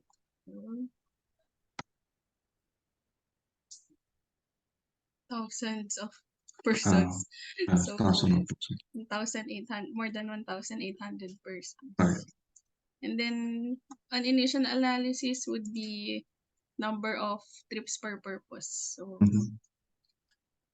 we can see that work is still the top. The top, yeah. Yes. So yeah, again, this is a classical survey. Okay, is almost standardized from 1950s. Okay, so the recent survey is not like that. So we use the daily because a number of respondent is only 1,000, so it's not that big. So actually, you can do a daily travel daily. Yeah. So for each person you ask, okay, where they will go, which mode, okay, and then what's the purpose and so on. So for each person. So in that case, the total the data is more unstructured than that. Okay. Analysis is probably more complicated, okay, because not standard, but at the same time, more information you can get from there. Yeah, but thank you for sharing this. Very nice that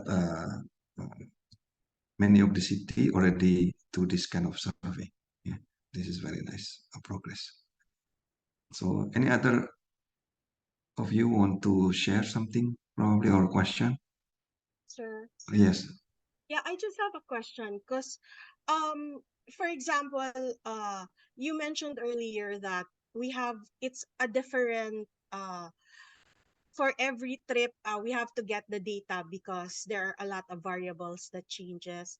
But for example, for a country or let's say a district, isn't it like with all the studies and all the surveys done, is there no sort of index like economic index that uh the transportation sector can come up with, so we could have sort of uh not have to go through a detailed survey if we are asked to do a traffic impact Okay. assessment for basic Yes. projects? Right.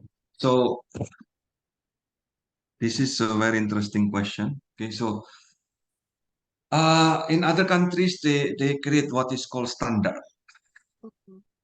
Okay, so say from your survey you have a lot of survey, and then you make a gathering and create some kind of organization. Yeah, I think there is also organization for transportation in the Philippines, right? So in that case, that organization will create a standard. Oh, Okay, so say in the US, we have a ITE standard, for example, Institute of Traffic Engineering standard. So they create a books, okay, for that book, so you can buy, and then in that book you can see the trip rates, right, for each category of household, for each category of land use, and so on. So rather than doing the survey again and again, right, they already standardized. Okay. Uh, of course, that standards come from different region also. Yeah. So in this case, I don't know if there is already something like that in the Philippines. So you need to ask the government, or probably you can initiate if there is none. Okay. So you create a standard for each region, for example. Okay, and then you can see this is the trip rate for this region based on the behavior, of course. yeah. The So reason I'm again, this asking is the reason I am asking this is because in Davao City, we are now required for every building that we do, we are required to make a traffic impact assessment. So it's yes, very easy for simple projects like schools where you really have the data. yes. But the moment So it becomes a little bit complicated, it becomes an expensive requirement for builders or for owners to do a traffic impact assessment that is really reflective of the situation. Like once the yes, origin destination gets a little bit uh complicated, on if there are issues like attraction, it's not a simple going to school project. Like if you put in a McDonald's or something else, it's very difficult to go around getting the data because it's very expensive to do yeah, the survey. that's correct. So you can get the standard from other countries, for example, and then apply that mean trip rate. Okay. For example, oh, if this is a school, right? So then the number of students, okay, will be the factors, right? Or the number of employees. So in that case, you can calculate per students will get at least 2 trips, right? So in that case, you can get the number of trips. Okay, thank you, sir. Okay. So for a mall, for example, you can use the floor area of the mall, right? So again, you can actually uh,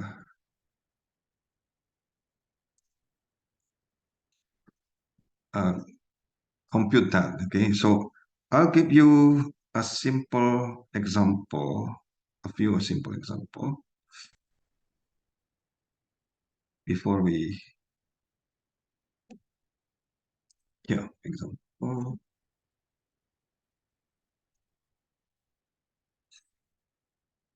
Say a city, can you see the slide? Okay, so a city is planning to build a new shopping center. Eh? The city have a population of 1 million people, currently have 10 shopping center, each generating average of 5,000 trips per day. Right. So estimate the number of trips of the new shopping center generate. Is that something that you are interested in? Right. So can you get the number of trips in the new traffic?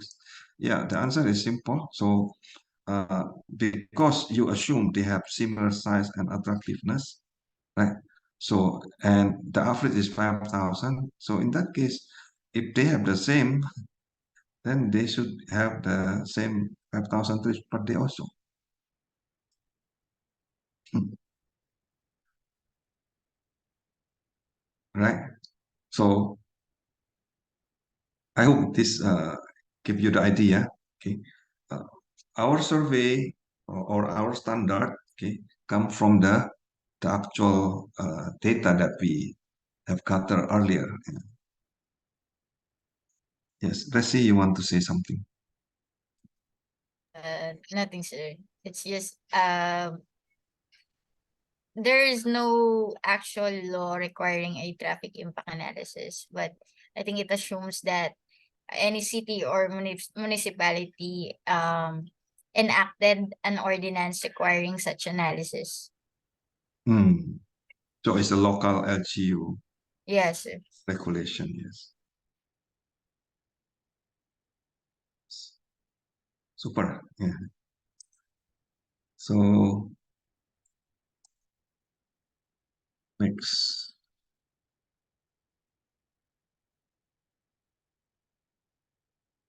So this is another example I can share with you. Very simple example again. Uh, yeah, trip channel. Can you see?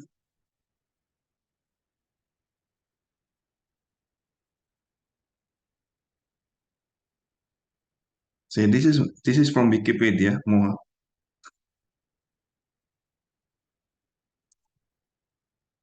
Right.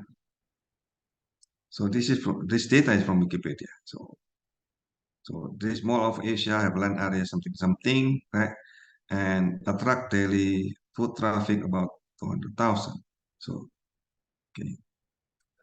Actually, you can get the mean trip in here. Yeah? So if you can calculate, so 200,000 divided by the floor area, you get that attraction already. Yeah. So, but suppose, okay, you do regression, and you have one that this type of size will generate one trip per every 10 square meter.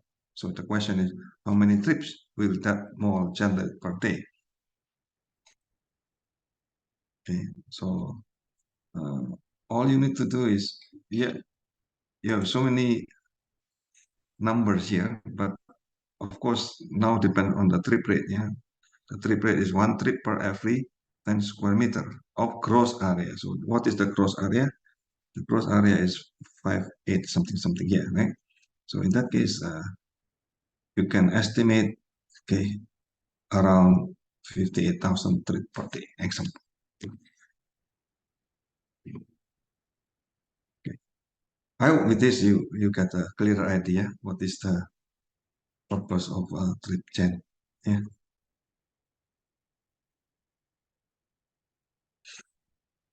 So is there any question with that?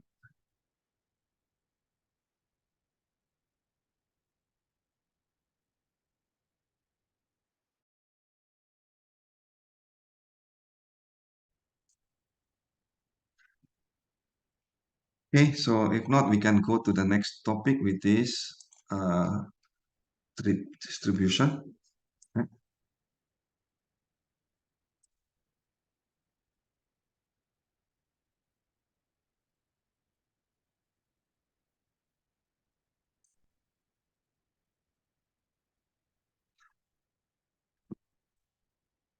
Okay, can you see my slide on trip distribution? Trip distribution.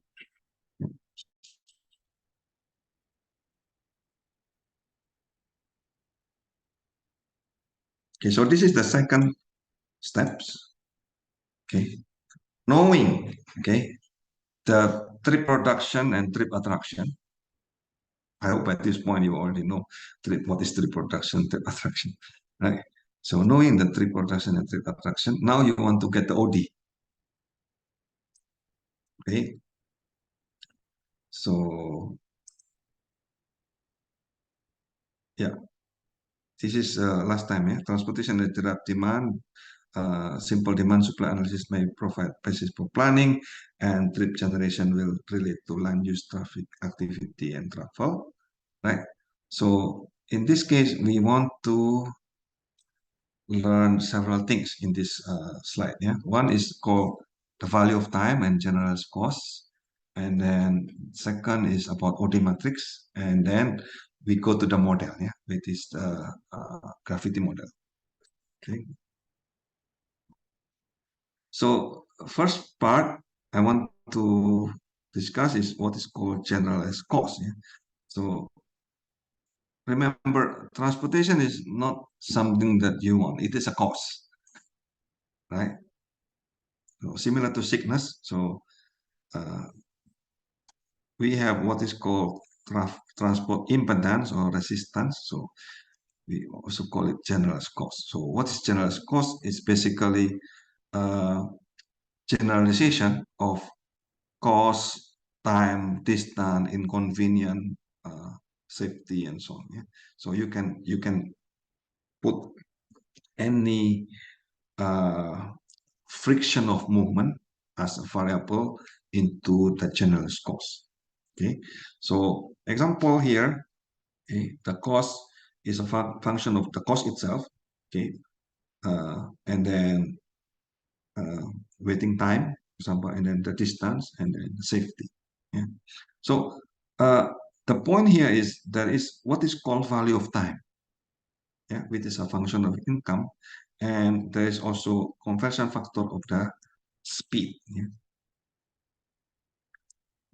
So, okay, before going here, these are the cost factor that represent the generalized cost. Yeah.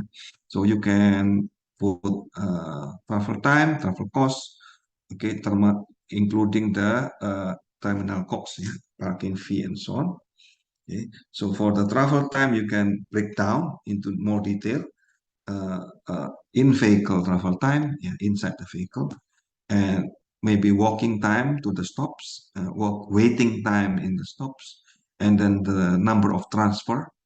Okay, so this represent into general cost. So again, general cost is a cost function, yeah, impedance function. So that also include the safety, insecurity, yeah, reliability, comfortability, convenience, and so on. So you can also include all into your model. Yeah. So these are the typical average journey time to work for the travel time, right? So how many minutes, how much in the Philippines, how many hours do you usually go? Now, depending on the distance, okay, so distance usually have certain curve, no? So the number of customers, okay, based on the distance, okay, and these are depending on what time store. Okay. So if you have convenience store, the distance go down fast. So if this grocery store, probably the distance grow like this, yeah, over the time, over the distance. And if this is a superstore, very big store, okay, can go for short or long distance and then suddenly drop over some distance. These are the distance decay curve. So we can model this, yeah, into formula. Yeah. So this is an example of cost over distance. Okay. So if there is a fixed cost in here and then suddenly there is a zone change, so okay, then the cost change, right? This is typical distance function, distance cost function for say for example bus or jeepney. Okay. So they go to certain area, then the zone will change, then the cost will go up, okay, based on a step function like this. Okay. Or probably if you have a more simple, you can use rather than this a lot of steps, you can make it linear, or maybe make it non-linear model, or make it this kind of transfer cost with this non-linear and then going also the zone, yeah, going up in the zone. So again, many different functions you can set up for the function general cost. Okay, and this is the distance over time. Again, you can create transport time here as linear model, or you can create certain range. Okay, in terms of punctuality, for example, you can set up into this kind of model, again linear, but the variation is not the same. Okay, you can also put frequency as part of your general cost. Yeah? Again, you can put as linear or non-linear.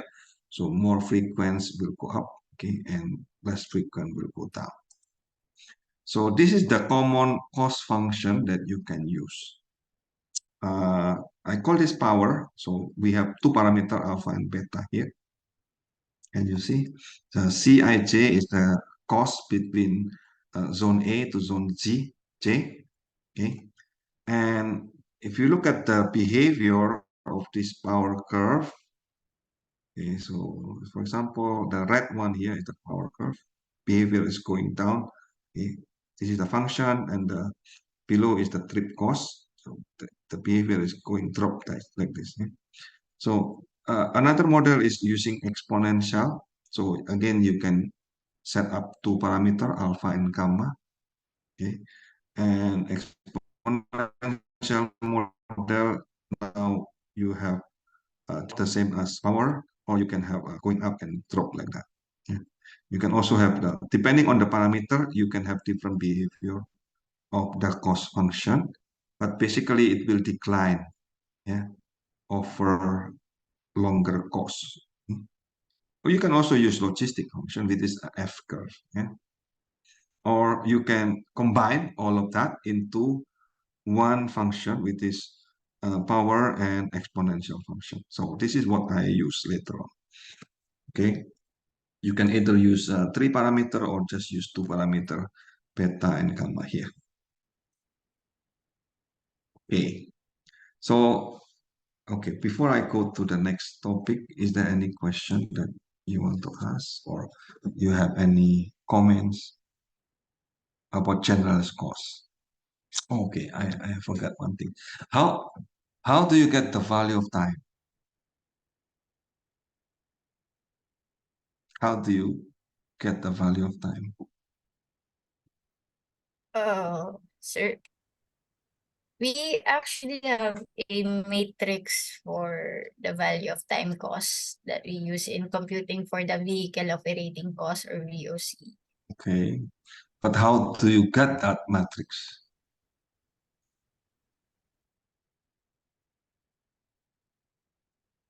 Yeah, I understand there is a standard that you have created, okay, that you can just use. But the question is, as a scientist, we want to know where that standard come from. Can we challenge that standard, right?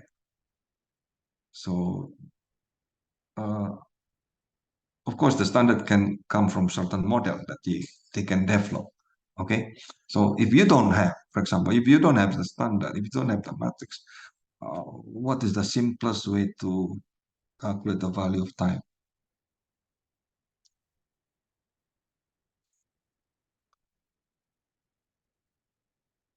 Is there anyone have any idea? For example, okay, you are using car, right? Compared to your friend using bus or jeepney to go to work,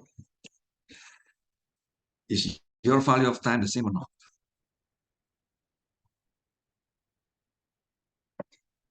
Okay, so No, one idea to compute, yes, okay, go. Go. I want to hear from you. There would be a difference in the time travel since Anyone? yes, Prof. Carly. Yeah, Try. Joshua. Yeah. Different, yes. So For how do you calculate the value of time in that case? so you depend I guess the dependency over the certain stops with regard to public utility vehicle will differentiate the time. So that's how you would consider given that if private vehicles could do away with the stops and go directly from one point to the destination as compared to public utility vehicles that would have certain stops or intervals from point of departure to point of destination. So it Is would the have, value of time depends on the number of stops? but that would be accounted in a certain way considering um if the trip wouldn't be as faster or given the different destination. Just my try, sir. Okay, Just my so probably, okay, like this. The value of time, yes, Sophia, you want to say something?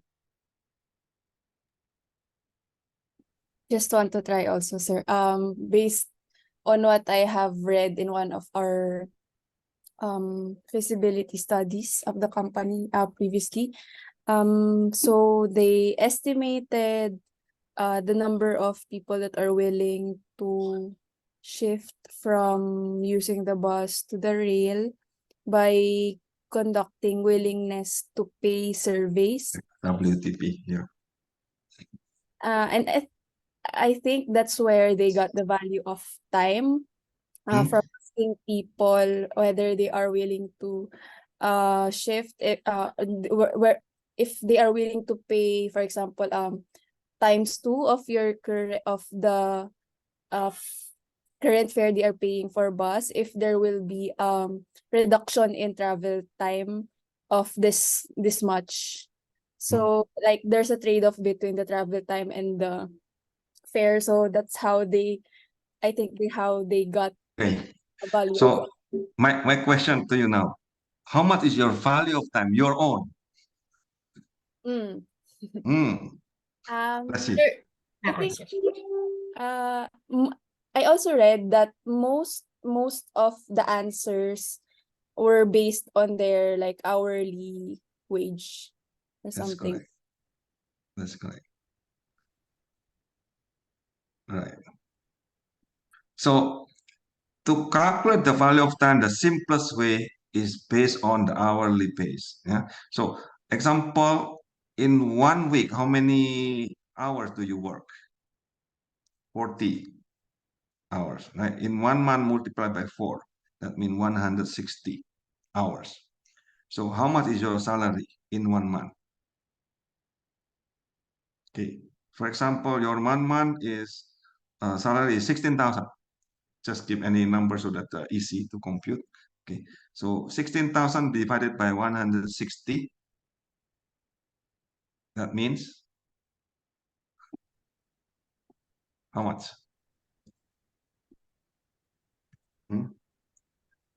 100.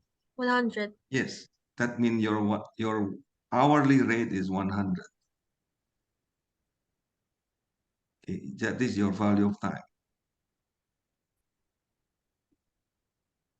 Is that correct? Yes, So Prof, Hmm. that would mean you have to get a mean or the average of The median. the median for the salary as well, Correct. considering. Yeah. Okay, thank you, sir. Right. So if you can get that income, so income is very crucial because from there you can get the value of time. Okay. If you know the value of time, so you can guess, you can estimate the willingness to pay, or are they going to shift from one public transport to another, or are they willing from shifting from car to public transport, and so on.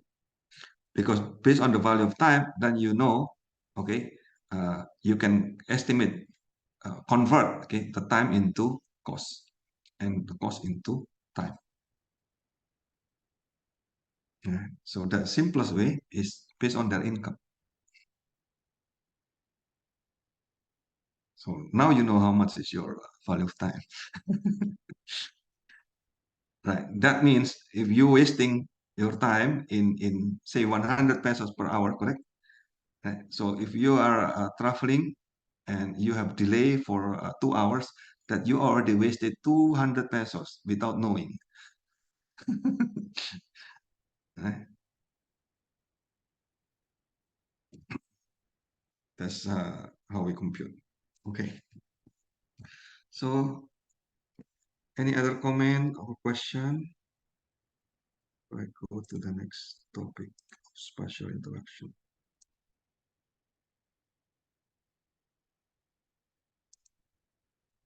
Okay, so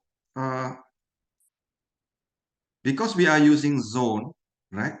That means you have one zone I to go to another zone J, and we want to estimate, okay, how many trips from zone I to zone J. Yeah, this is because it's zonal. So what we estimate is not the actual movement from one house to the office, no, but from zone to zone, yeah, from district to district, for example, or from barangay to barangay. So in that case, the zone can be represented by the centroid. Yeah, for example, you have 750 trips, example here, and that number of zone, that number of trips, yeah, depends also on the generalized cost, right? So we assume that this kind of trip, yeah? So the number of trips should reduce when the cost increase, correct? So the number of trips should reduce if the cost increase, yeah? Or if the cost decrease, then the number of trips can go up. So these are the basic assumption. But you can change that behavior through the change of parameter later if you want.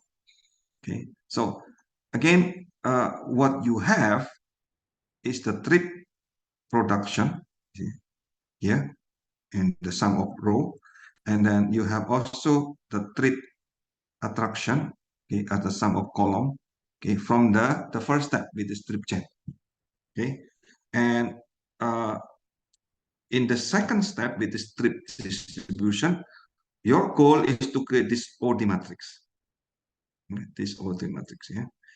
So this represent how many trips from one zone to the other zone. Okay. You only know the sum, okay, of row and the sum of columns. You know also the cost. Okay. What you want to know, you want to estimate in this model is the origin destination, yeah, from one zone to another. Okay. So then you can go to the trip distribution method. There are many models. Okay. I will not discuss all of that. I will just discuss one of them so that you can at least get the idea. Okay, so these are the trip distribution method in the past that we can use. And here I just use the double constraint gravity model. Okay, so the idea of growth factor is again simple like a while ago.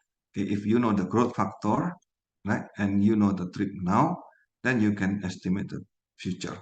Yeah. So the problem with the growth factor is it does not include the change of the transport cost. Yeah, it's only trip matrix, and then it requires the full base year of trip matrix, which is very expensive to collect this kind of data. And there are many. If you have many zero cells in the base year, it will produce zero cell in the target year, which is kind of not correct also, right? So that's why we use synthetic method, which is based on gravity model. Yeah, this is based on Newton. Yeah, you remember Newton, man? Gravity model. Yeah, this is the force, right? Depends on some parameter k, and then this is the mass, and depend on the distance. Yeah, this distance is the general cost. Okay, so we have two mass, which is the attraction and the production, and then k here is the factor. Yeah, so this kind of factor, now we can create this k now become oi and dj. This is an iterative method, okay, to compute. So ai and bj is a function of this function of this sum of ai is a 1 over sum over j in the bj times dj and then cost function and so on. Yeah, bj also function of a and oi. So in itself is an iterative method, okay, to get so that you can get the actual one. Yeah. So look at the characteristic of gravity constraint. Okay, you have the fixed total column, yeah, and you have the fixed total of the row. Okay, and the trip is always either positive or zero, cannot be negative. Yeah. So the computation, you iterate until it converts. Okay, so the parameter here, the AI and BJ. Okay, and say you input the OI, DJ, and then the cost function. Okay, and then you set that value. And for example, first all BJ is 1, and then you compute AI, and then again you create this loop. Yeah, if AI and BJ is not changing anymore, then compute the trip matrix Tij, which is the OD matrix. Yeah. Okay, so with that, let's go to the lab so that you can go to the Moodle.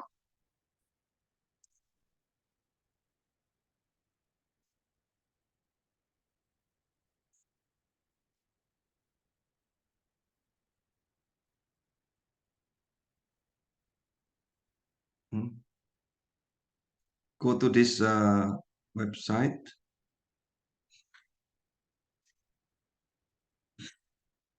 Okay. And then you can try on your own. Yeah, you can try on your own. Yeah.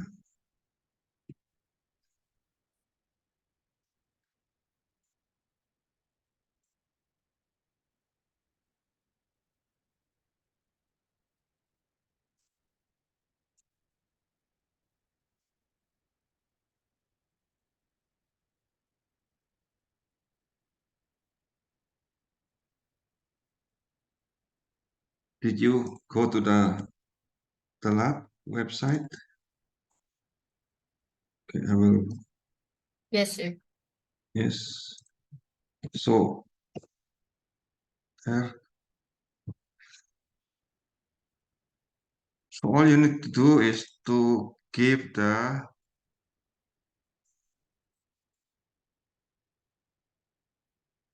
cost matrix, okay, and then the trip production and then the trip attraction, and then you can set up the parameter alpha and beta, okay, and then you can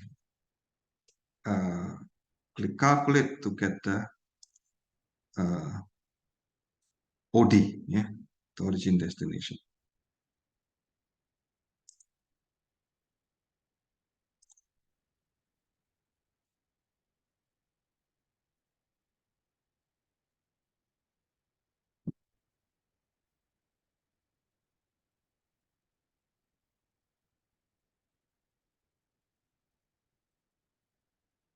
Okay, so for your practice right now, I want you to do this.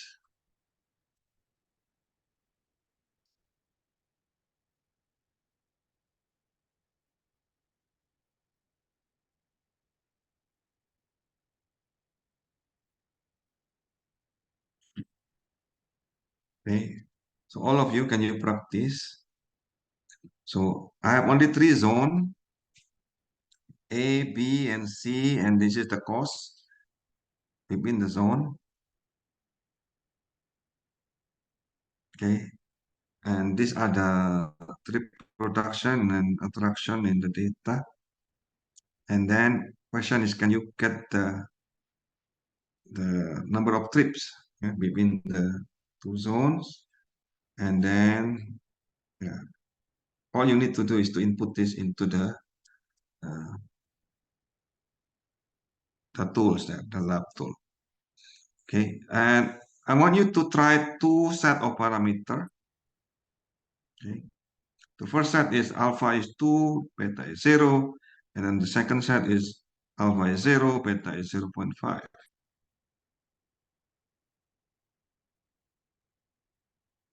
Do you know how to do? Okay, the way to do is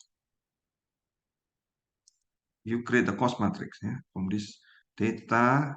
Okay, you create the cost matrix. Yeah. This is how you create the cost matrix. So 0, 5, 10, semicolon. Okay, so this is the cost matrix, and then this is the production and attraction, and then you can set the parameters. Yeah, once you put that, you're supposed to get this result.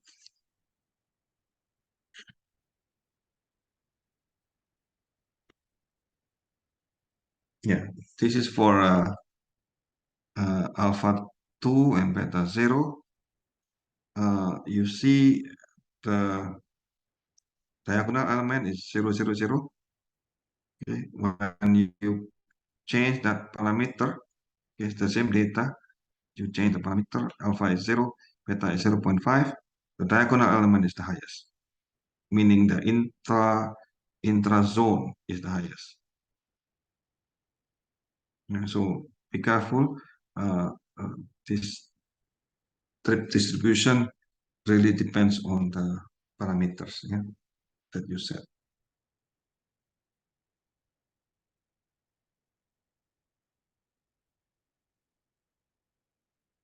Okay, so try that and give me a comment or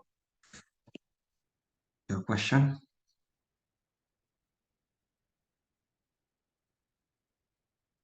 Yeah, you can use even in mobile phone, right? No problem.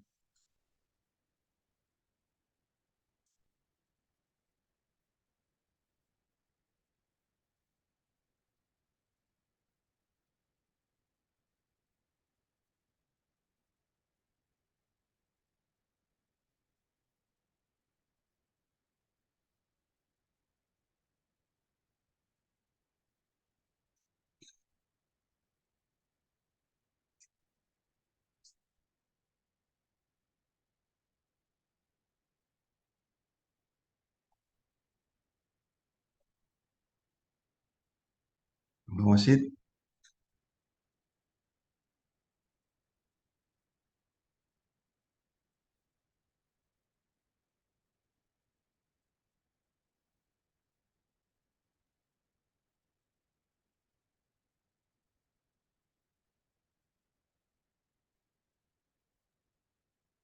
My sir, can you show again the sample?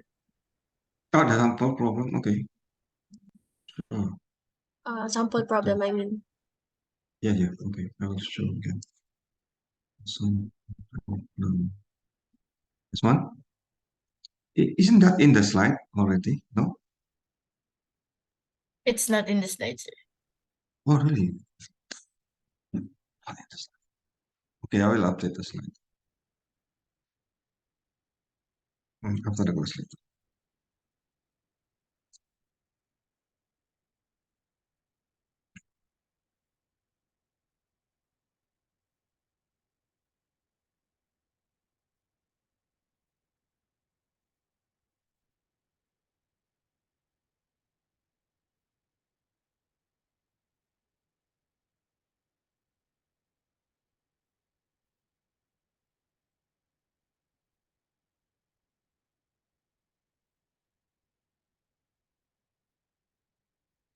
Just simple practice, at least you know how it works.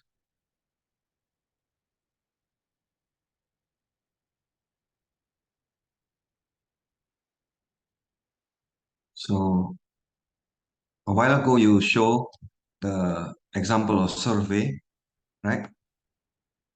So then the question is, how do you get the OD? Yeah, this is the technique to get the OD. Yeah. So in any model, what you want to see first time is what is the input, what is the output. Right? So you can see here, the input is three things. Yeah? The cost matrix, okay, trip production, trip attraction, and then of course the parameter. Okay? And the second things that you need to consider in any modeling is what is the assumption behind. Of course, in here the assumption is actually the parameter itself. You assume something in the parameter, right? And this exercise is very interesting. Why? Because when you see the value parameter change, okay, the behavior of OD matrix change drastically.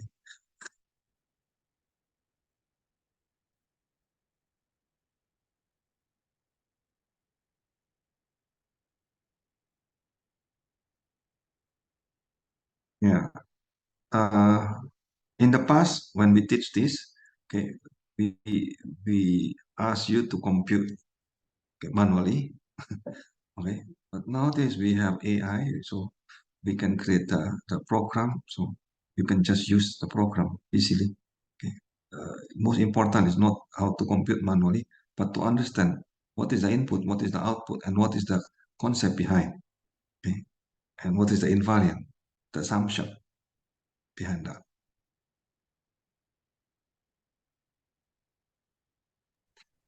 Prof, I have a question. Good. So in What's the the real question? life situation, what do alpha and beta represent again? Okay.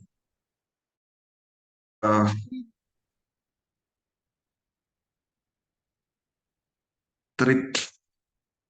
Here.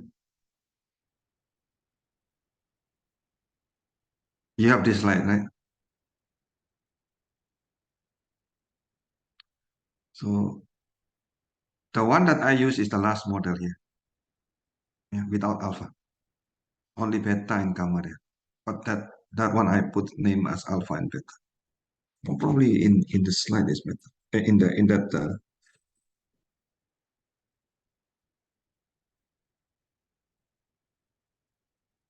in that lab itself, I think I put the formula, isn't it? No?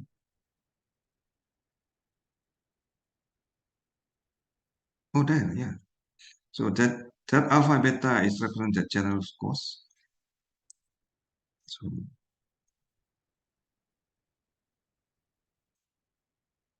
can you see this? Yes, Prof. This is the model that we use. So alpha represent the power, okay, and exponential represent beta here is represent the parameter of the exponential function. There is no real meaning of the interpretation of that. Okay, so if you ask what is the meaning of this alpha and beta, there is no real meaning. It's just a parameter to change the behavior. Okay, sir. Understood.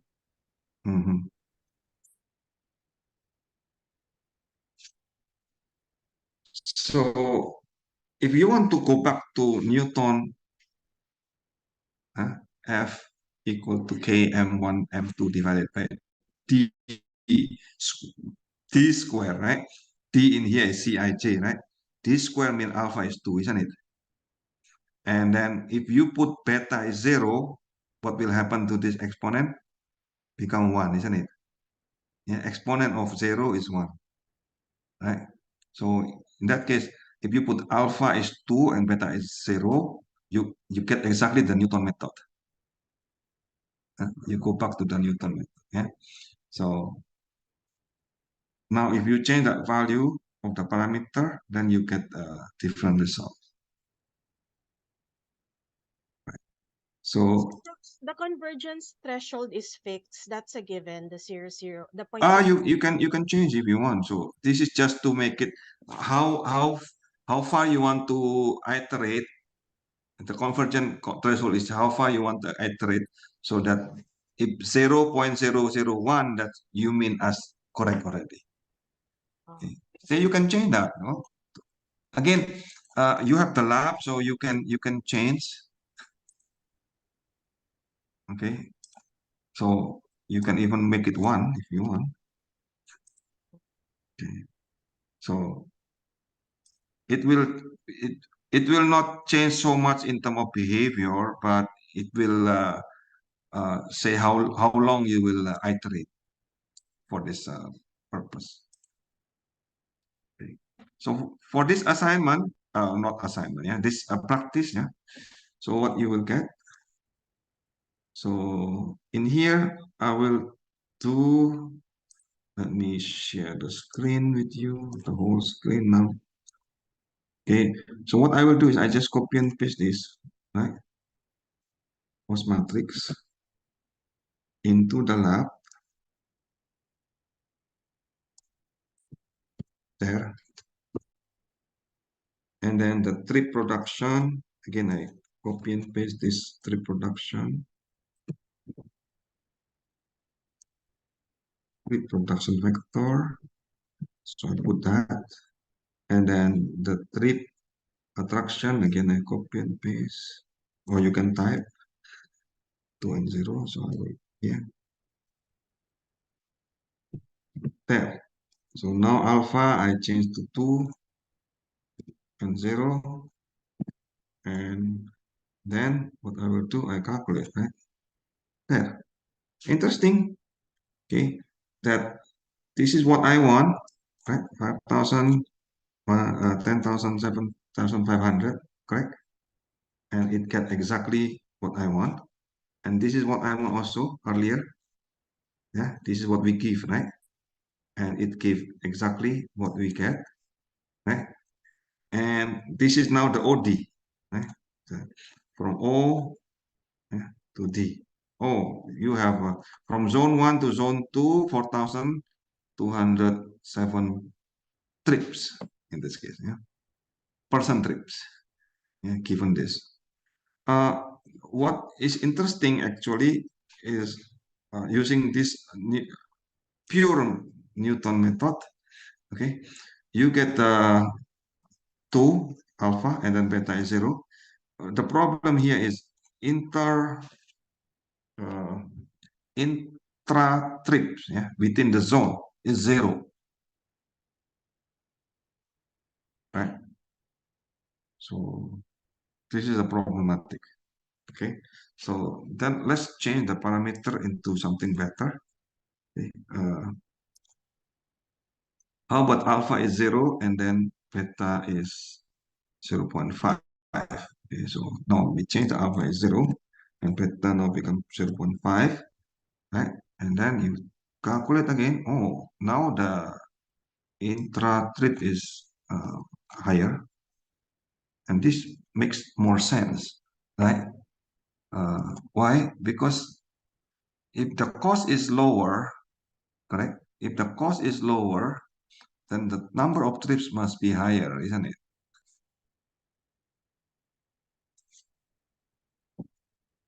Correct or not? Correct, sir. So then you may ask, oh, how I calibrate this alpha and beta, right? Yeah, if you want to do calibration, yeah. So let's go to the slide again.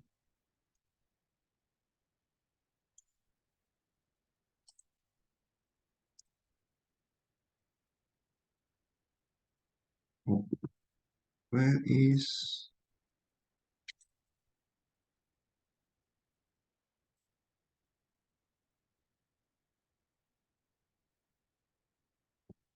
So if you want to calibrate, okay, one way is to have another data.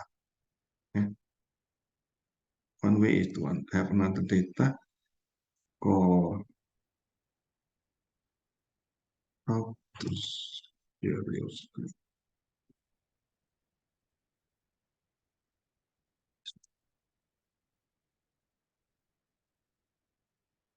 Can you see the screen?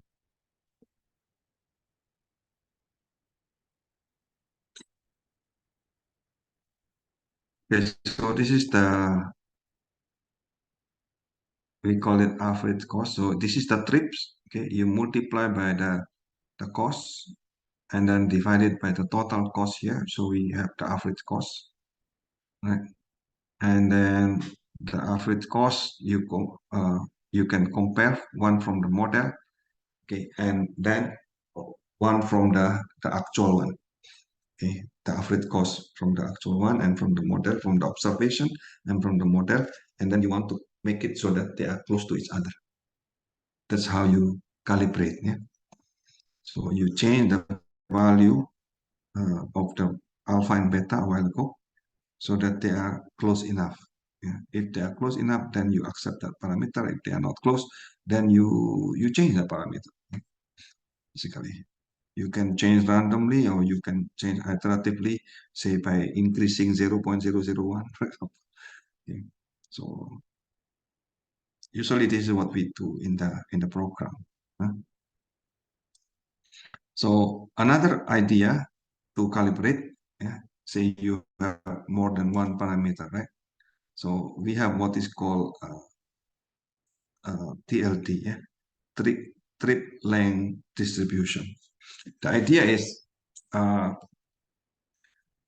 you need to get trip length distribution, the observe, and then from the model, and then you match these two by minimizing the sum of absolute difference or the sum of square error, similar to regression.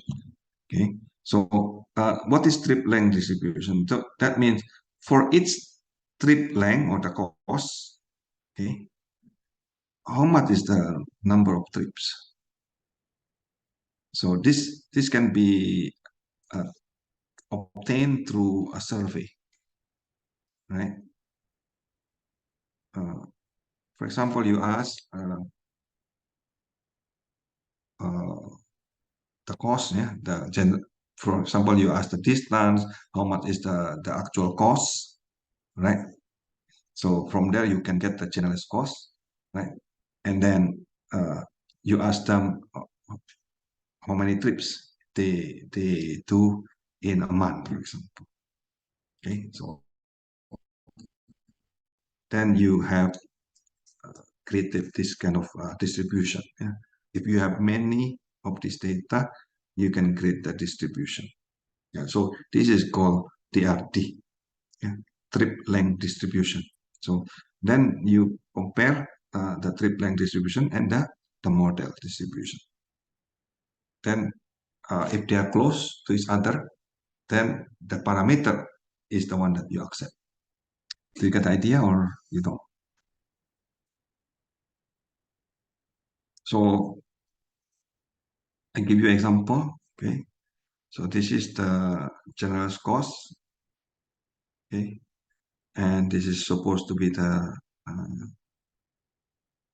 OD matrix.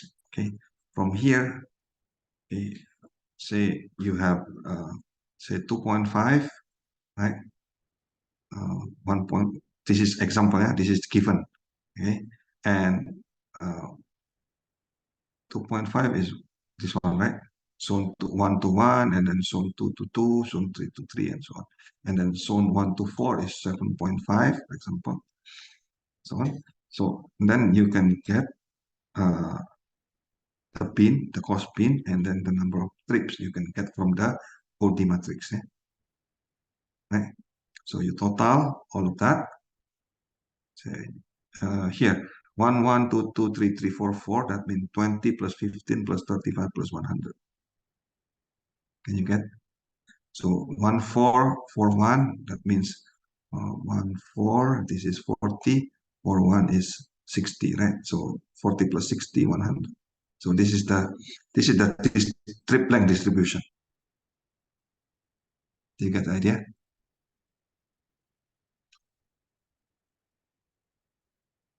Yeah. So then you change. Yeah, you change the even the limited number of zone. Say I have only 4 zone here. Okay, and I know the production and I know the absorption, and I get the general cost. This is given also, right? Then I can calculate, yeah, trip length distribution, and I can use solver in Excel, yeah, to minimize the sum of absolute difference between the model and the TLT by changing the cost function of the parameter, yeah. So if you want the demo, I have it here. Can you see my Excel? No?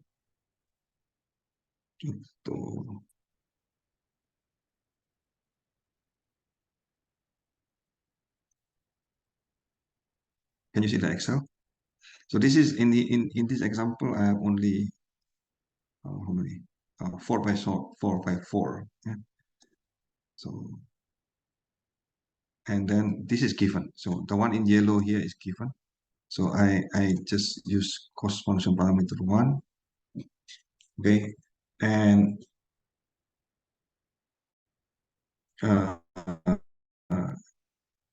this one I use Excel iteration to compute that a while ago that you have in the lab, yeah. But I'm using it in Excel. So I need to get this and delete. Oops. Okay, this is a circular reference because I'm using circular reference. So what I will do is go to the options, formula, and then here enable iterative calculation, and then put 1. Okay, and then click OK. There. Now you can run already. And then we press F9. Yeah? There.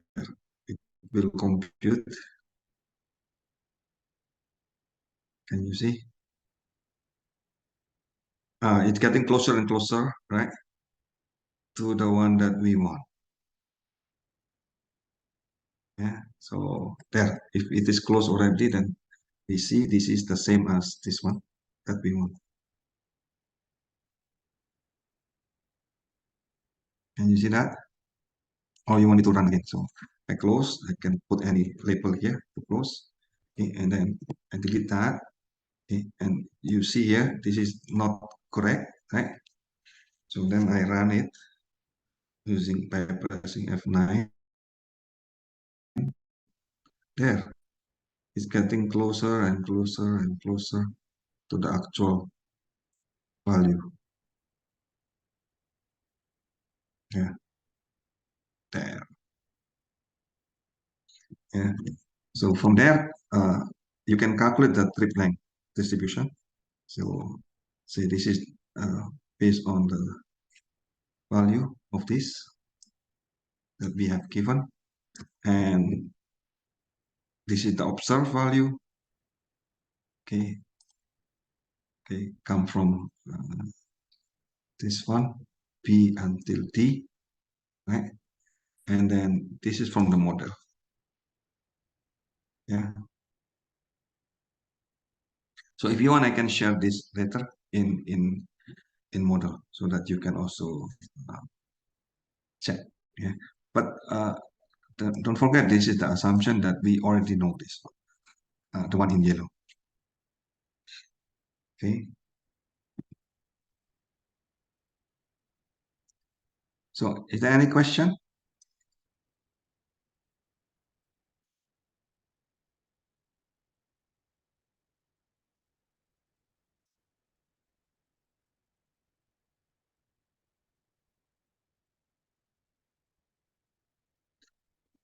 Distribution. Oh, did you practice this?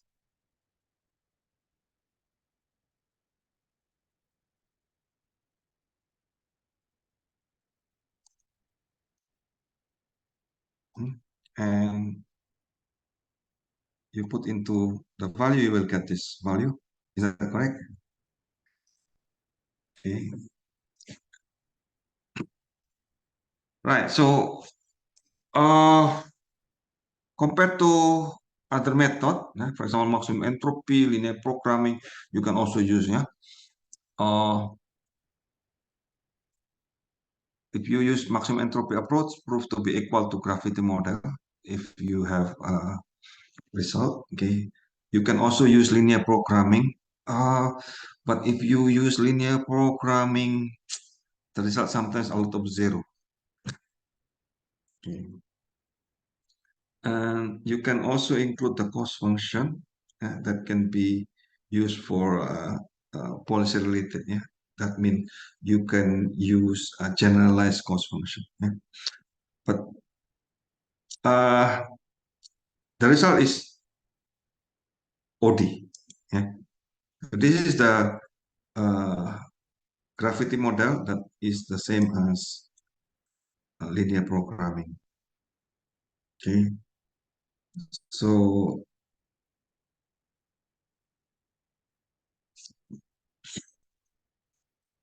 this is the cost function that you have, and this is the okay. So the objective is to calculate Z. Z is the sum of the cost function and the TIJ. Okay, and then subject to this constraint, the sum of TIJ to the column and the row. Okay, and this must be positive or 0. Hey, do you want to practice this in Excel? Yeah, not in the slide, but I can let you practice in the slide.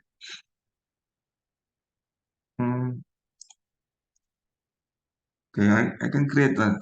Can you see the Excel?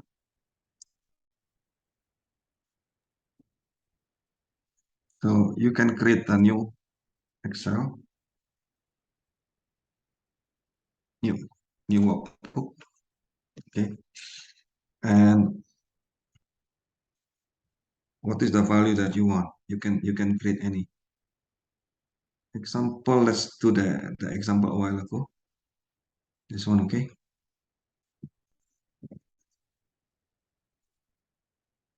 Using linear programming. So I will put here 0, right? 5, 10. This is the cost, right? And then this is 5, 0, and 5.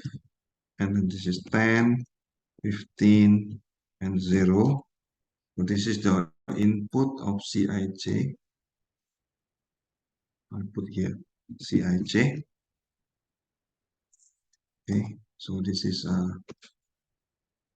let's say this is A, B, and C. Right, this is A, B, and C. And then you have OI. How much is the OI? The production 10,000, 5,000, 7,000, 10,000, and then 5,000, and then 7,500. Okay, and you have DJ here.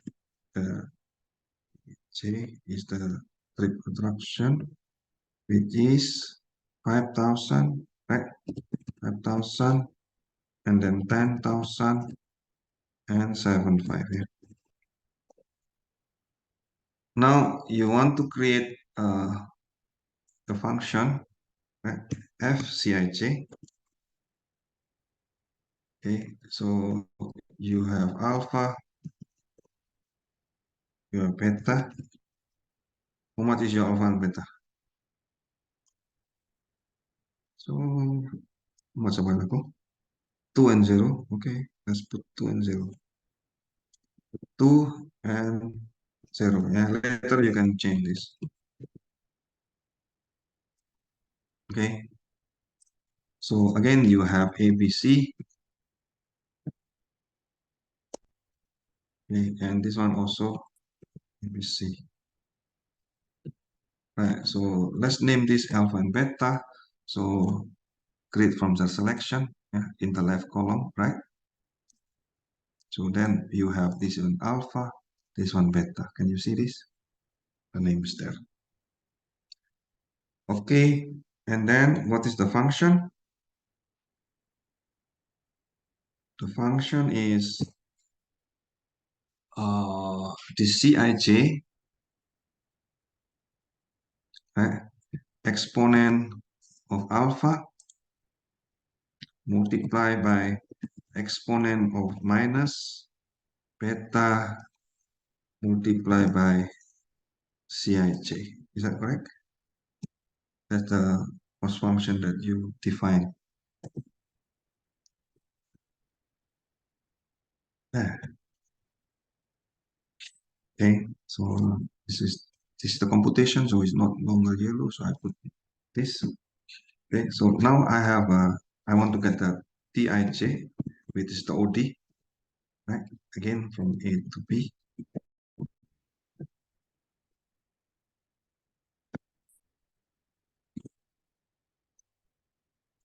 So again, this one is the one that we want to compute later. Okay. So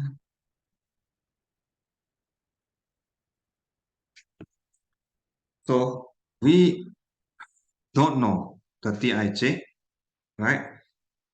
This is the one that we want to know, correct? And This is the function we already have. And now we want to compute the z, which is the sum of double sum of Cij times Dij. Okay, come back to this. So then I don't know. So this is the one I want to know. So I just put number 111. Is it okay? For temporary. Yeah. Later we will compute this. Right? Okay.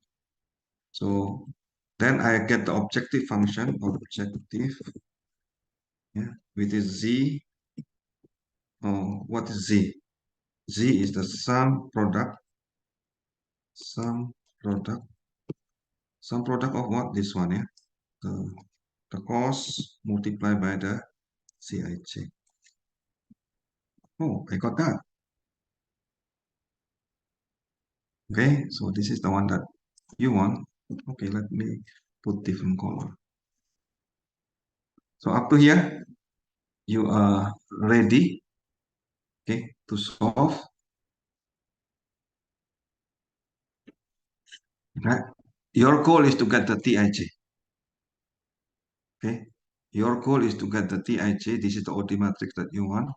Okay, given the alpha and beta, okay, and given this one. The one in yellow is the one that you already given.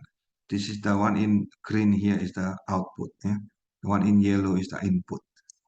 Okay, so this is how you will do. Okay, go to option, add-ins. There, you see go here, and wait a minute. You have the solver add-ins. Yeah, you go to the solver add-ins, and then click OK. And then it will install. Then you have if you already installed that, you will have this one, solver. Okay. So if you click the solver, what you want to do? Okay, check the slide. We want to minimize the Z. Yeah, we want to minimize the Z. So go to your Excel. We want to minimize. What is the Z? The objective is this one. Yeah, the one in blue. Okay, you want to minimize. And then what do you want to change? Of course, what do you want to change is this one, right? Okay, so the Tij is the one that you want to change. So you highlight everything here. Okay, and then what are the constraints? Come back to the slide. Three constraints. Yeah. This one, the sum of Tij equal to OI. Oh, in that case, I need the sum of Tij. Wait a minute. I will close first. I need to get the sum. I need to get the sum here. Okay, sum of this going up. Okay, then copy, and then the sum of this to the left. Okay, so come back to the solver. Is that correct? This one is this one, the one that you want to know, right? And then now you add the constraint. The first constraint said that this OI, and the one in yellow, must be the same as this one. Yeah, the sum of Tij, right? So you add. The second constraint said that this Tj must be exactly the same as this constraint here. Okay. And then for the non-linear, non-negative, I already make it here. Yeah, this check. And what you will do, you just solve. Yeah. Oh, you get the solution. So these are the result. Yeah. Okay, I will make it so that it's certain. Okay. Anyway.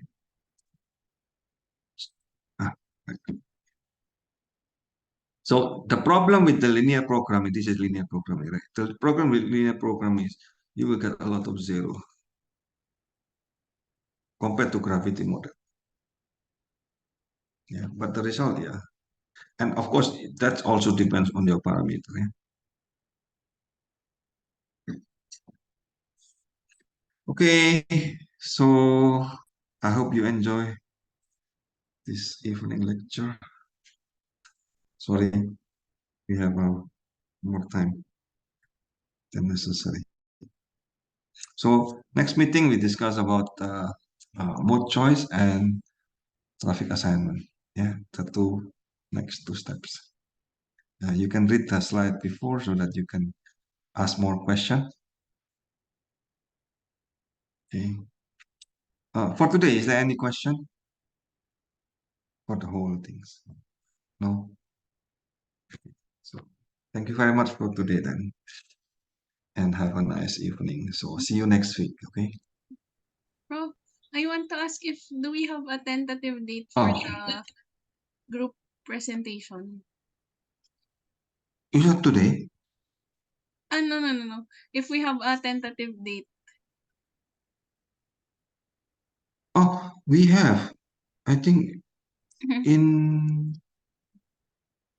I Do think we have December it? 14. Oh, I didn't. December 14. Yes. December 14. Okay, I Ay, will record that. 15 po pala. Sorry. It's Okay. 15. 15. Friday. 15. Okay. December 15. Okay, December 15 is your. So can you submitting before that? So December 14, the slide. Okay, Prof. Is this the one?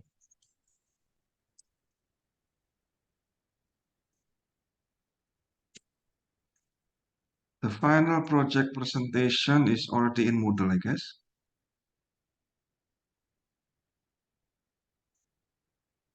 Oh, the final one is January 4, but you can have